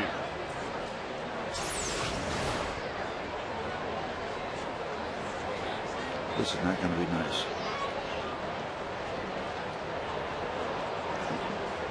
So it looked like straight. That could be a scrape. You worry about his neck, I think, for a more serious issue because of the way he fell. If he hit down on the dirt like that, that's going to give you a scrape. But certainly hope it didn't damage his neck.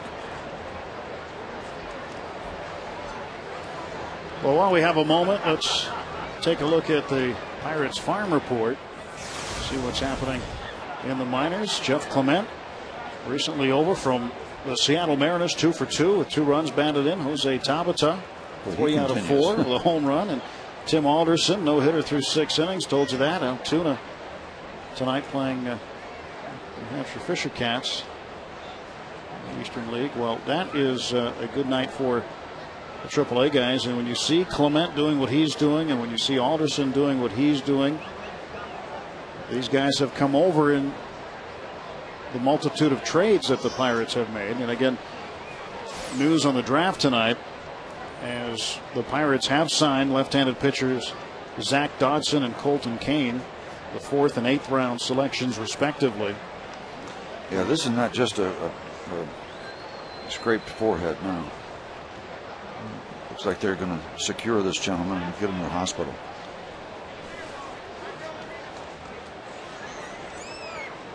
So Perry Hill visiting with the family to find out. Albert Pujols has never left this gentleman's side. There's probably a lot of people that would love to spend some time with Albert, but certainly not this way. Not this way.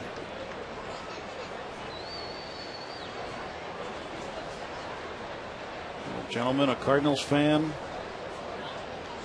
coming here. Well, yeah, Tim, I was outside by the Honus Wagner statue to see some friends from way back in the minor league days, and just before the gates opened, and there was a lot of Pirate fans, but there's also a lot of representation for fans of the St. Louis Cardinals. It appears as though the man's son did indeed get the baseball. Perry Hill handed him the ball just a moment or two ago. He will be escorted. And I'm wondering if they're going to take the young man with him, with his dad, or the gentleman that bought him, the gentleman that's hurt.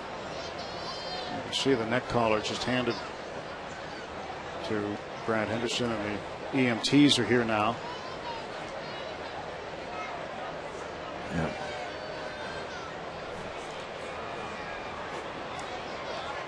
So very disturbing and unfortunate incident here at PNC Park tonight, as a fan reached over the railing and continued to fall, lost his balance and fell head first, trying to grab a Garrett Jones foul ball rolling up the right side. And Albert Pujols was one of the first, if not the first, to get to the man. And the Cardinal first baseman has been assisting the trainers and the EMTs this whole time.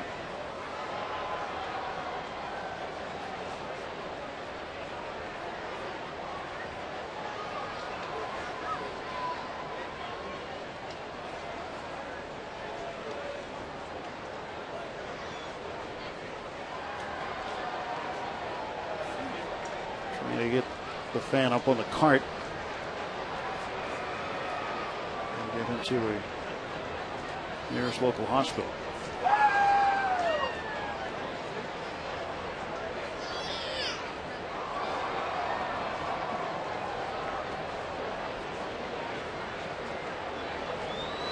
Well, you just never know.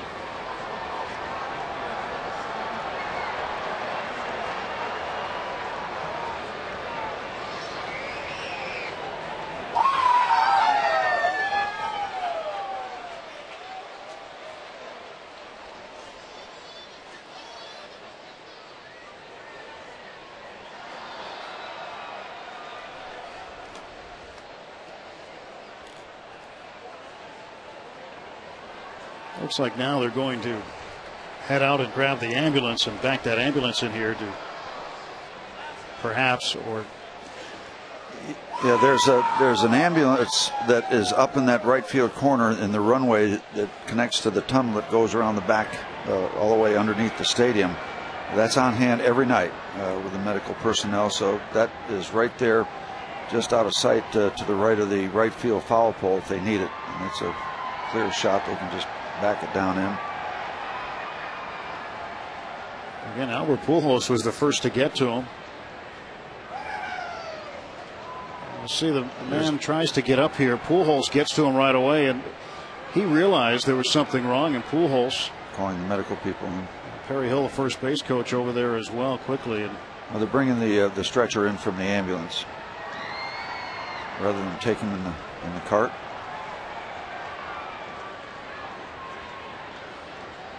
That young man thought he would never ever meet Albert Pujols in person.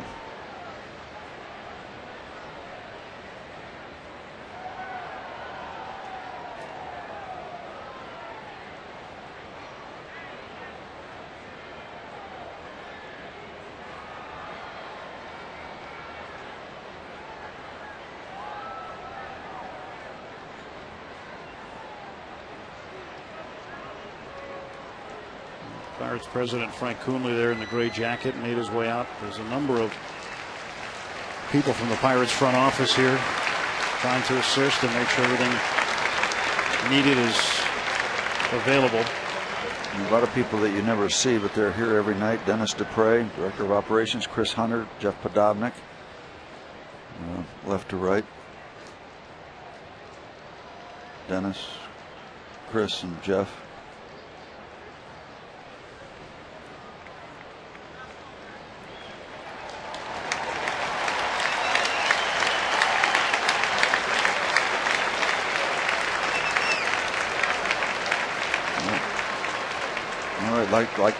Like an NFL guy that's kind of carried off, he gives the thumbs up. I'm okay. And well, certainly a night he'll never forget. Hope he's all right, and they're just precautionary measures, and that we'll have this experience to talk about for a long time.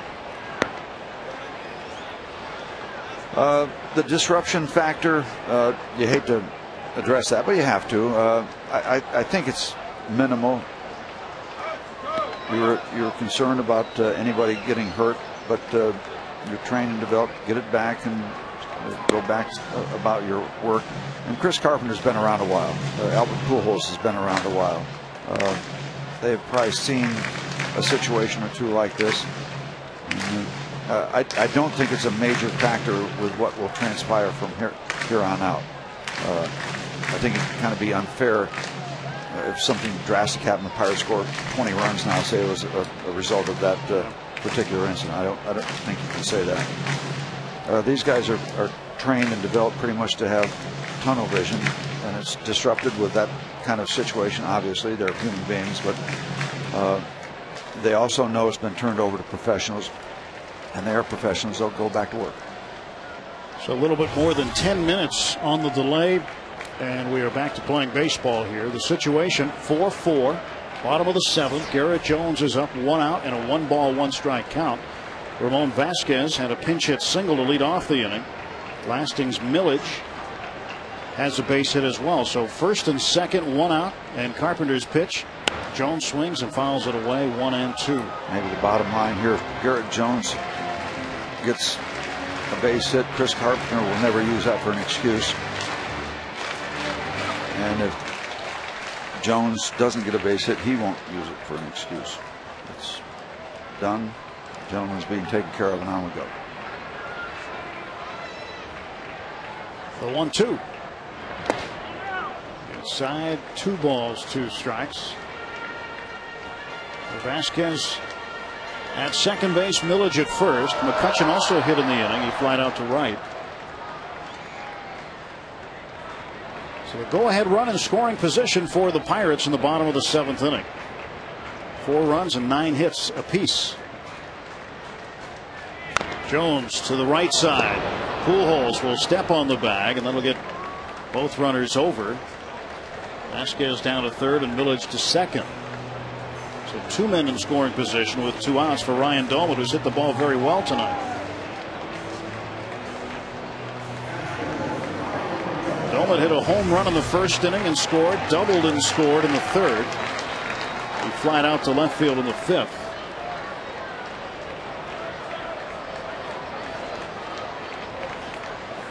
Chris Carpenter against Ryan Doumit.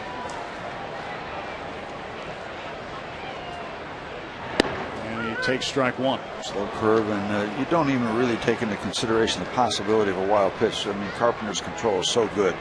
He's thrown 1 wild pitch all year, so that's not a factor. Usually point out that possibility and what the numbers might indicate, but not tonight, not in this situation, not with him. 2 breaking balls, and just going real soft out in front is Ryan Doumit.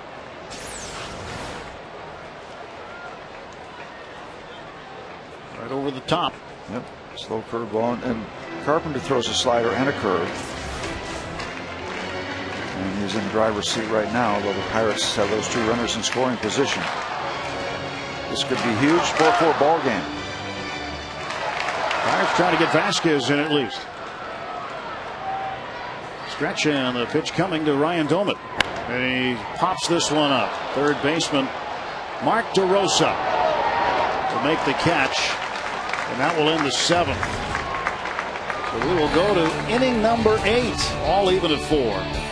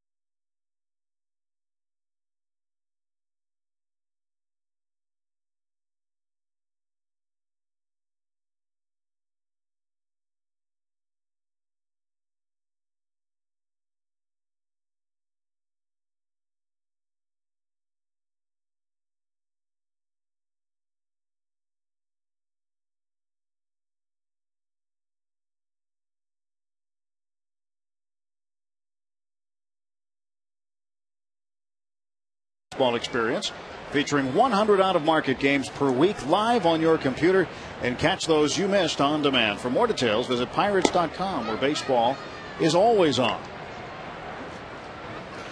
Jose Escaño gets here and gets right in the middle of a tie ball game in the 8th inning. Now that's his numbers in the bullpen for the Cubs: 14 games, and in 15 innings, 18 strikeouts. Gets thrown right in the fire as Paul Maholm goes 7 innings, gives up 4 runs on 9 hits, a couple of walks, 4 strikeouts.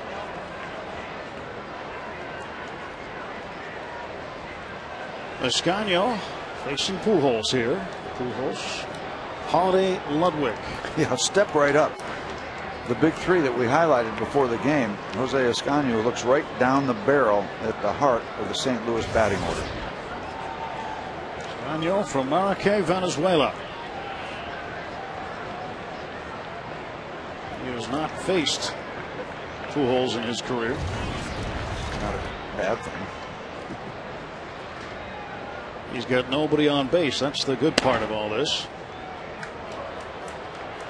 95 miles an hour, but that's in the red zone. Albert Pujols can turn on just about anything you can throw under 100 miles an hour. 1-0 pitch fouled away. 1-1 to Pujols. 94-95. Not a bad neighborhood to be in for speed. They call it velocity. I still kind of like to call it speed. Isn't it the same thing? It's like, yeah, it's like calling control command. It's control.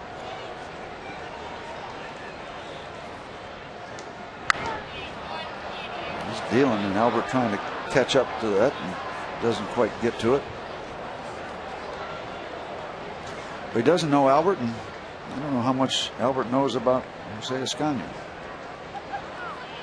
Could have faced him when he was with the Cubs.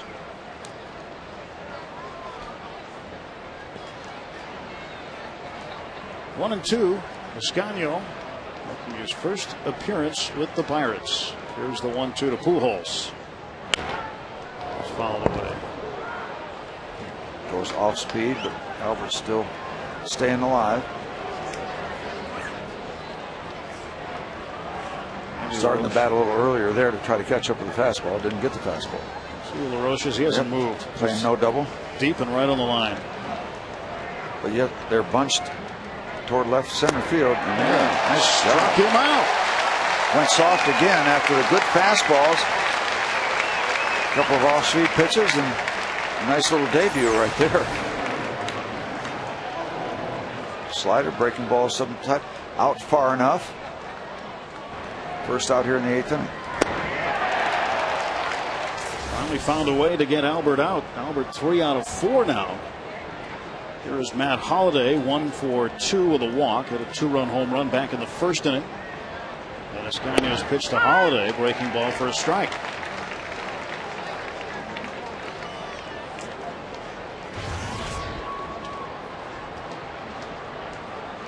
Here's the 0-1. Well, it's 0-2. He got him to wave at that one.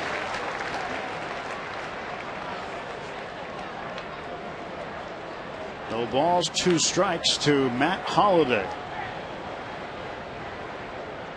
Jose Escanio. Got an unconfirmed report that that gentleman has minor scrapes and abrasions, so that's great news. And if we hear anything more, we will pass it along. Welfare of the fan who was injured earlier. 1-2 to Holliday. Here's the wind of the pitch from Escanio. Will roller down to third. Andy LaRoche has to hurry, and he didn't get him. LaRoche was playing in the same spot he played Albert Pujols, which was backing toward the line, and he had to come a long way to get this roller.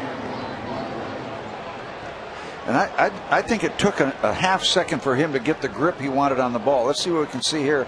Gets the ball in the glove just a little bit of extra time. I think Andy might tell you that didn't have the grip that he wanted initially. Had to kind of re-grip. Looked like he took an extra step. Ryan Ludwig. Heavy swing and a miss. Yeah, and heavy fastball. I mean, no, I shouldn't say that because there's heavy fastballs and then there's those flyers that have that finish. That was not the heavy fastball. That's usually a sinking fastball. That's the good riser, good carry to it, as they say, good finish.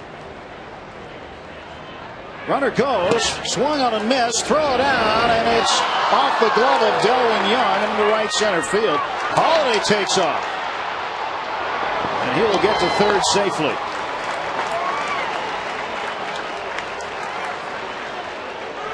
And I'm wondering if we were a little tardy getting in from the outfield to back that play up. Check it out. Yep, that's a mistake. You really have nothing else to do but come in and just 99% of the time the ball's going to stop there whether the runner is safe or out. And it might become a moot point, but only 90 feet in a tie ball game in the 8th inning is risky business. So the infield will come in now with 1 out. 2 strikes. Escanio's pitch fouled away. Delwyn Young needs to catch this ball too. That's a catchable ball for Young.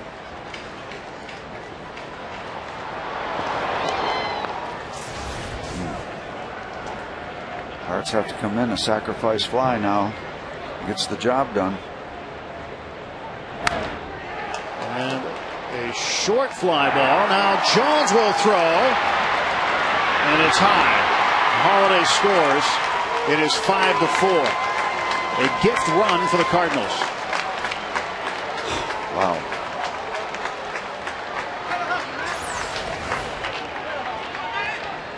You can't give these away in the late innings. That's what the Pirates have been doing lately. And here in the 8th, they gift wrap one for the Birds.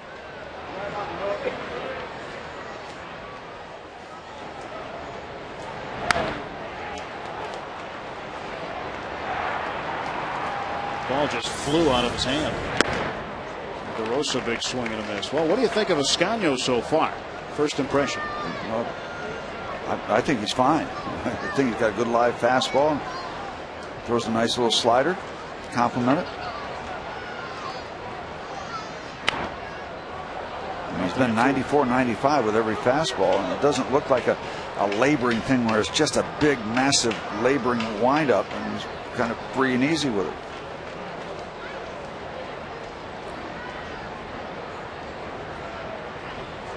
Oh, and 2 to Mark DeRosa.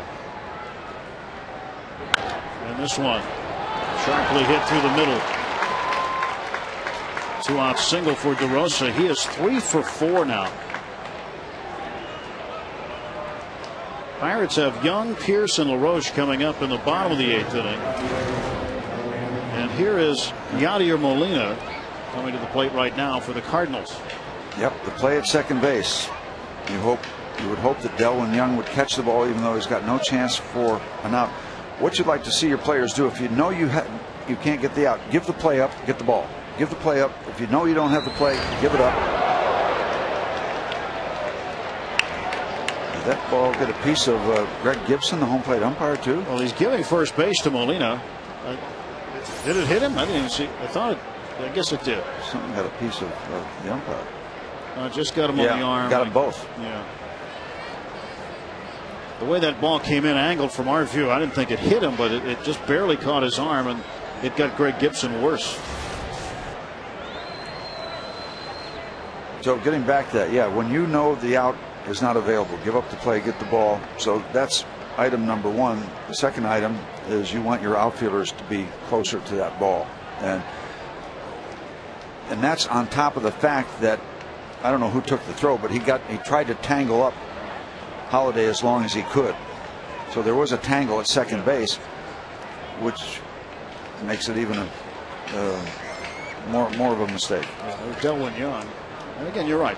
You can't make a tag unless you have the ball, so you have to catch it first. And he had a ball that was catchable get away from. That could be an oblique injury. Could be. I think it's just going to be a bruise, though. Now, the tangle you're talking about, Steve, yeah, between Holiday and Young. After the throw gets away, now watch Delwyn. He's going to be on top for a while. And that ball should have been back into the infield quicker. Should have been caught at second, but then back into the infield quicker. Got to back up. All right, 2 down and 2 on now. And Brendan Ryan, the 8th hitter in the order, up. And that little innocent infield ground ball to Andy LaRoche gets it started.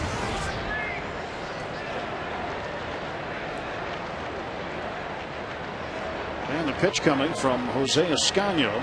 Ryan takes outside ball 1. Kyle McClellan is now warming up for the Cardinals in the bullpen.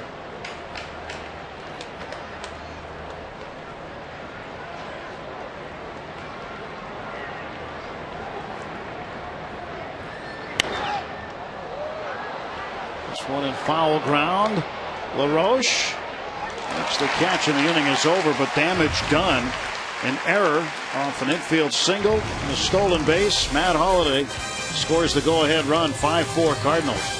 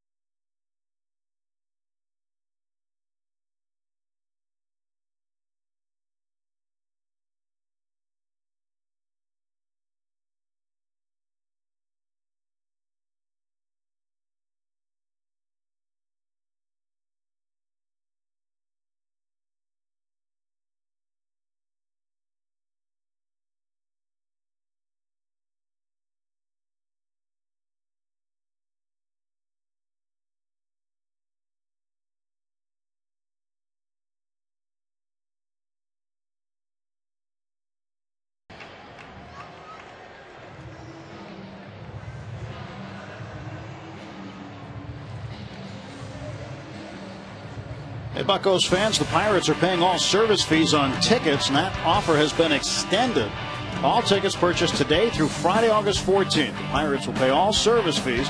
This deal includes any ticket purchased for any of the remaining Pirates home games for the rest of the season. Don't miss out on great promotions, concerts, post-game fireworks, and more. And that's now through August 14th. Pirates.com will get you there, as well as 1-800-BUY-BUCKS. Chris Carpenter starts the bottom of the 8th inning against Delwyn Young. The 0-1 pitch. That is a strike. 0-2.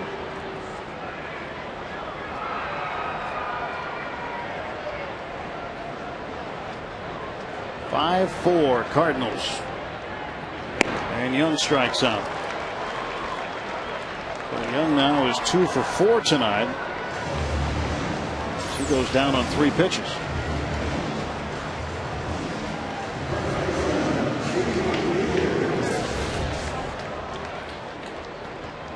The 2 pitches.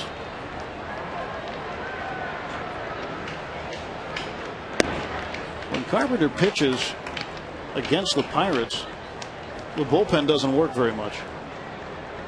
In his 12 previous starts against the Bucks, out of 108 possible innings, he's pitched 87 1/3. Well, he's a guy that can go to the whip at any point in the ball game and just kind of run the table for a while. And what the Pirates, after the 2-run third, have had a total of 3 base runners, a couple of singles and a walk. Pierce sitting dead red, 2-0, swings and misses. And Chris Carpenter can lock in with the best of them. Again, Carpenter pitching with the lead now in the 8th inning. You talk about these situations when you face the big boys, the big guys, and Carpenter is in that category. 2 things you have to do. You have to pitch very well, and you can't make any mistakes. You got to kind of outpitch them and score when you get the few opportunities that you're going to get. And they got those opportunities. They got the 4 runs. And, you know, when you get 4 runs off Chris Carpenter, you got to make them hold up, because you're probably not going to get any more. Payoff pitch. Bang, foul and out of play. So Pierce will get another 3-2 pitch from Chris Carpenter. Pierce has a hit and a run batted in tonight. But that in the 3rd inning, following back-to-back doubles by Ryan Dolman and Delwyn Young. 3-2 pitch. And this one right at DeRosa. Yep, he was playing no doubles, sitting on the line, and right there is why you set up that way defensively when you have a 1-run lead in the 8th inning. He's about a yard away from the line. He's playing normally. That's got a chance to be a double down in the corner. He knew it too. He thought he had a double, but where DeRosa was playing, wasn't going to happen. Bad swing by LaRoche. A little bit late to stop that swing. Ryan Franklin is the closer for the Cardinals. That's a hanger that he got away with upstairs, and he pops it up, and Carpenter gets out the whip for the 8th inning. Carpenter, 111 pitches. And we will go to the 9th. 5-4 Birds.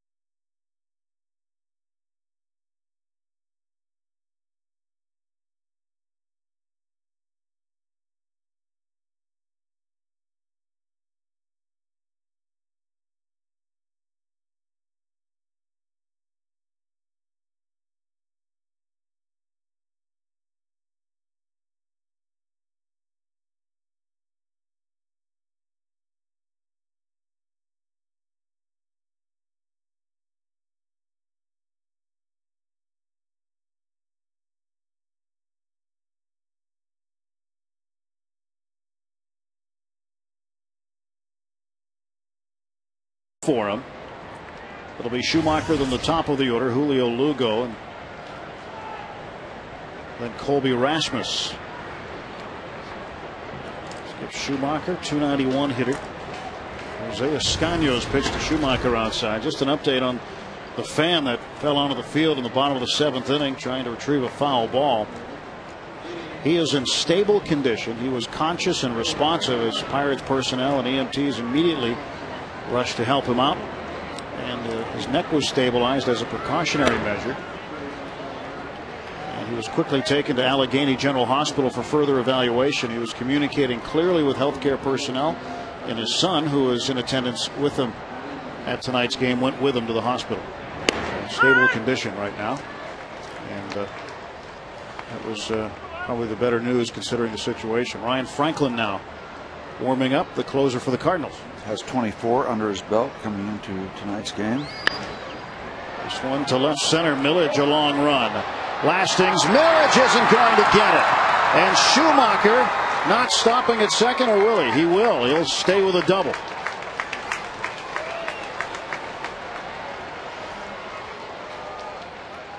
A lot of carry. We'll watch Lastings Millage when we get an angle on his route to this ball. He wasn't playing particularly deep. A lot of carry, doesn't get to it. And the Cardinals in business here in the top of the 9th. It looked like he went a little bit sideways initially. He was going to have to get sideways, but you wonder if you can cut the angle as you go back a little bit more instead of going straight across and then back.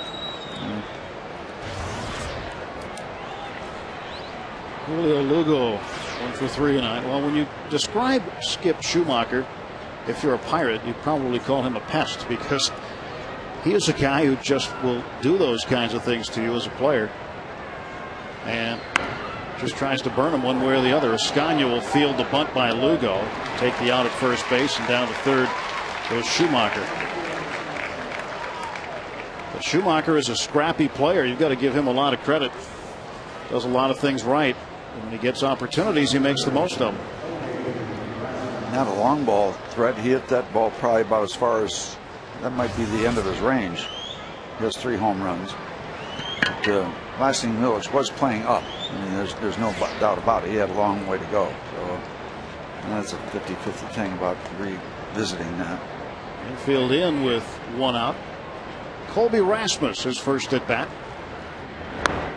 Rasmus with 11 home runs. He had the rookie lead in home runs until the first inning tonight, when Garrett Jones, who has played in 60 fewer games than Rasmus, has passed him now with 12 home runs for the rookie lead in the National League.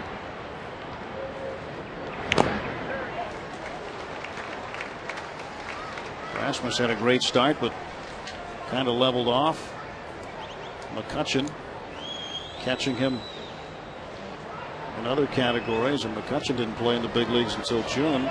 McCutchen playing in 44 fewer games has caught him across the board. But critical about not allowing this run to come in. Critical. 1-1 fouled away. 1-2. Escaño came in, made a very dramatic entrance, striking out Albert Pujols. The Cardinals have done some damage since then, scoring that go-ahead run on that botched play at second base.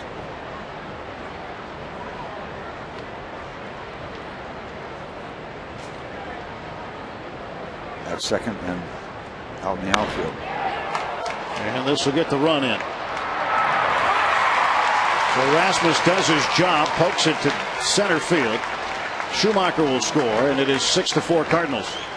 Well, you can play that kind of baseball and fundamentally sound. You get a double, sacrifice, manufacture that run. Leadoff doubles, of course, is the key, but then you are efficient in the fundamental aspects of the game, and you add on to your lead. And that's a big insurance run for the Cardinals. Nobody on, 2 outs. Here's Albert Pujols. Escaño struck him out in the 8th inning. Starts him off with a ball inside. Albert Pujols Not just a good baseball player, but a good person. He was the first one to get to the injured fan over on the first base side, and he stayed with him the entire time. Ground ball left side. LaRoche in between Hop. Throws out Pujols. And the Bucks down to their final at bat now. We'll go to the bottom of the ninth when we come back. It's a 2-run ball game in favor of St. Louis.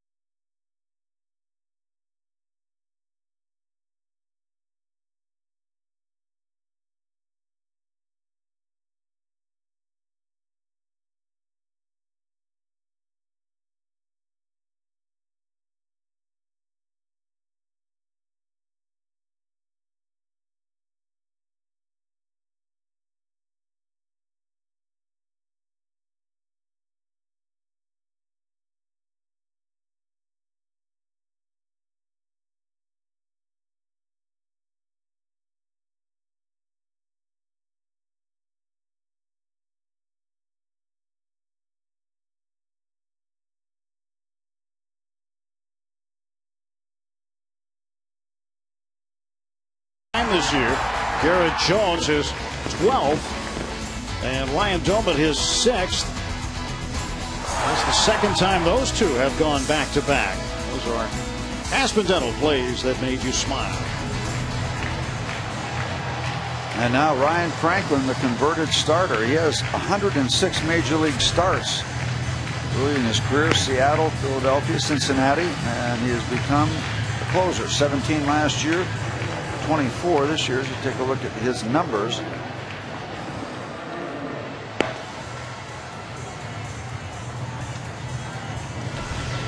out of 26. Pirates trying to spoil his fun as Cedeno comes to the plate. Then Brandon Moss will hit as a pinch hitter in the 9th spot. Then Andrew McCutchen will have another opportunity. McCutchen 0 for 4 tonight. And they'll have to do it against the Cards closer, Ryan Franklin. Carpenter goes 8 innings, 4 runs given up, 9 hits, did not walk a batter again, struck out 4. Cedeno takes strike 1. Cedeno had a base hit up the middle in the 2nd inning and then has flied to right and popped out to Lugo at 2nd. Hit safely in 4 straight games and in 7 of his first 8 with the Bucks since coming over from the Mariners. He is behind 0-2. Well, the Cardinals in general, and Dave Duncan, the pitching coach in particular, have taken on some projects. Franklin, who was a starter, now a closer. And, he's taken a reliever or two, made them into starters.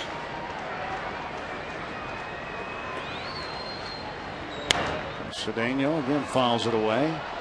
Yeah, and that's got to be a different approach altogether. I mean, and again, as a pitcher, making that adjustment one way or the other, it's a totally different deal. Absolutely.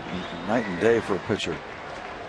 Well, Ryan Franklin looks like he could be a closer in the big leagues or going to play lead guitar with ZZ Top. Inside ball 1. Yeah, he does have that that beard going. It's a very unique look. And he worked hard on that. Cedeno to center. He got it pretty well. But Rasmus in front of the track makes the catch. 1 down, and now Moss will hit.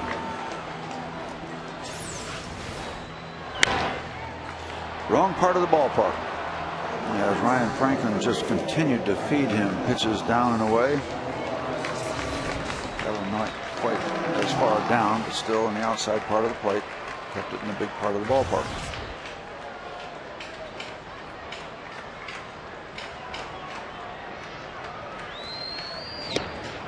Strike one to Brandon Moss. Playing Moss deep on the left side, straight across on the right. Here is the 0-1 pitch from Ryan Franklin. 1-1.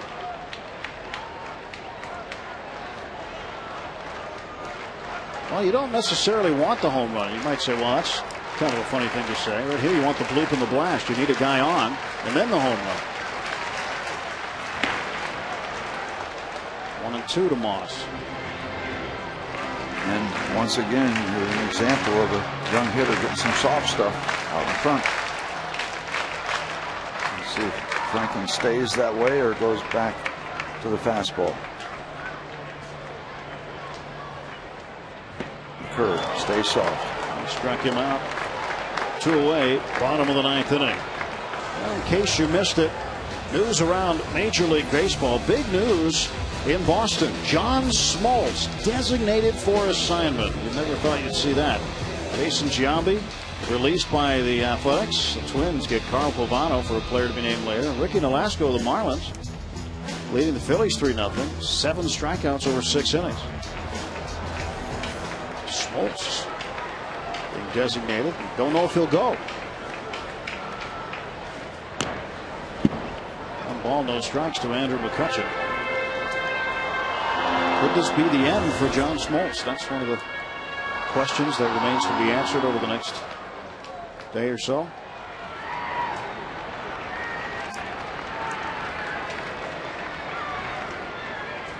Andrew McCutchen, 1-0 pitch. 2-0 now.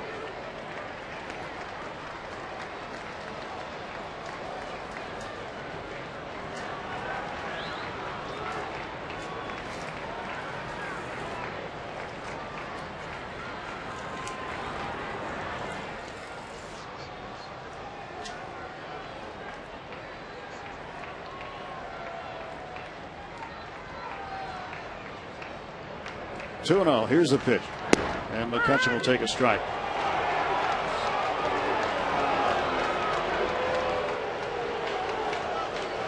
Well, we understand that prospect Tim Alderson came out of the ball game after 6 innings, did not give up a hit tonight in Double-A, Altoona. And McCutchen fouls this one a long way, so that's it. It's a quality start. That's a quality start. 6 innings. No hits. Something you could probably build on. Don't even look at me. I know there's reason. They have their reasons why they do that. Here's a 2-2, and McCutchen lines it right to Pujols. Ball game. Cardinals come from behind, tie it, and then win it. 6-4. The Pirates have now lost 6 in a row as the Cardinals take game 1 of this 3-game set. Pirates played well enough to win it, but an error in the 8th inning allowing Matt Holliday to eventually come around.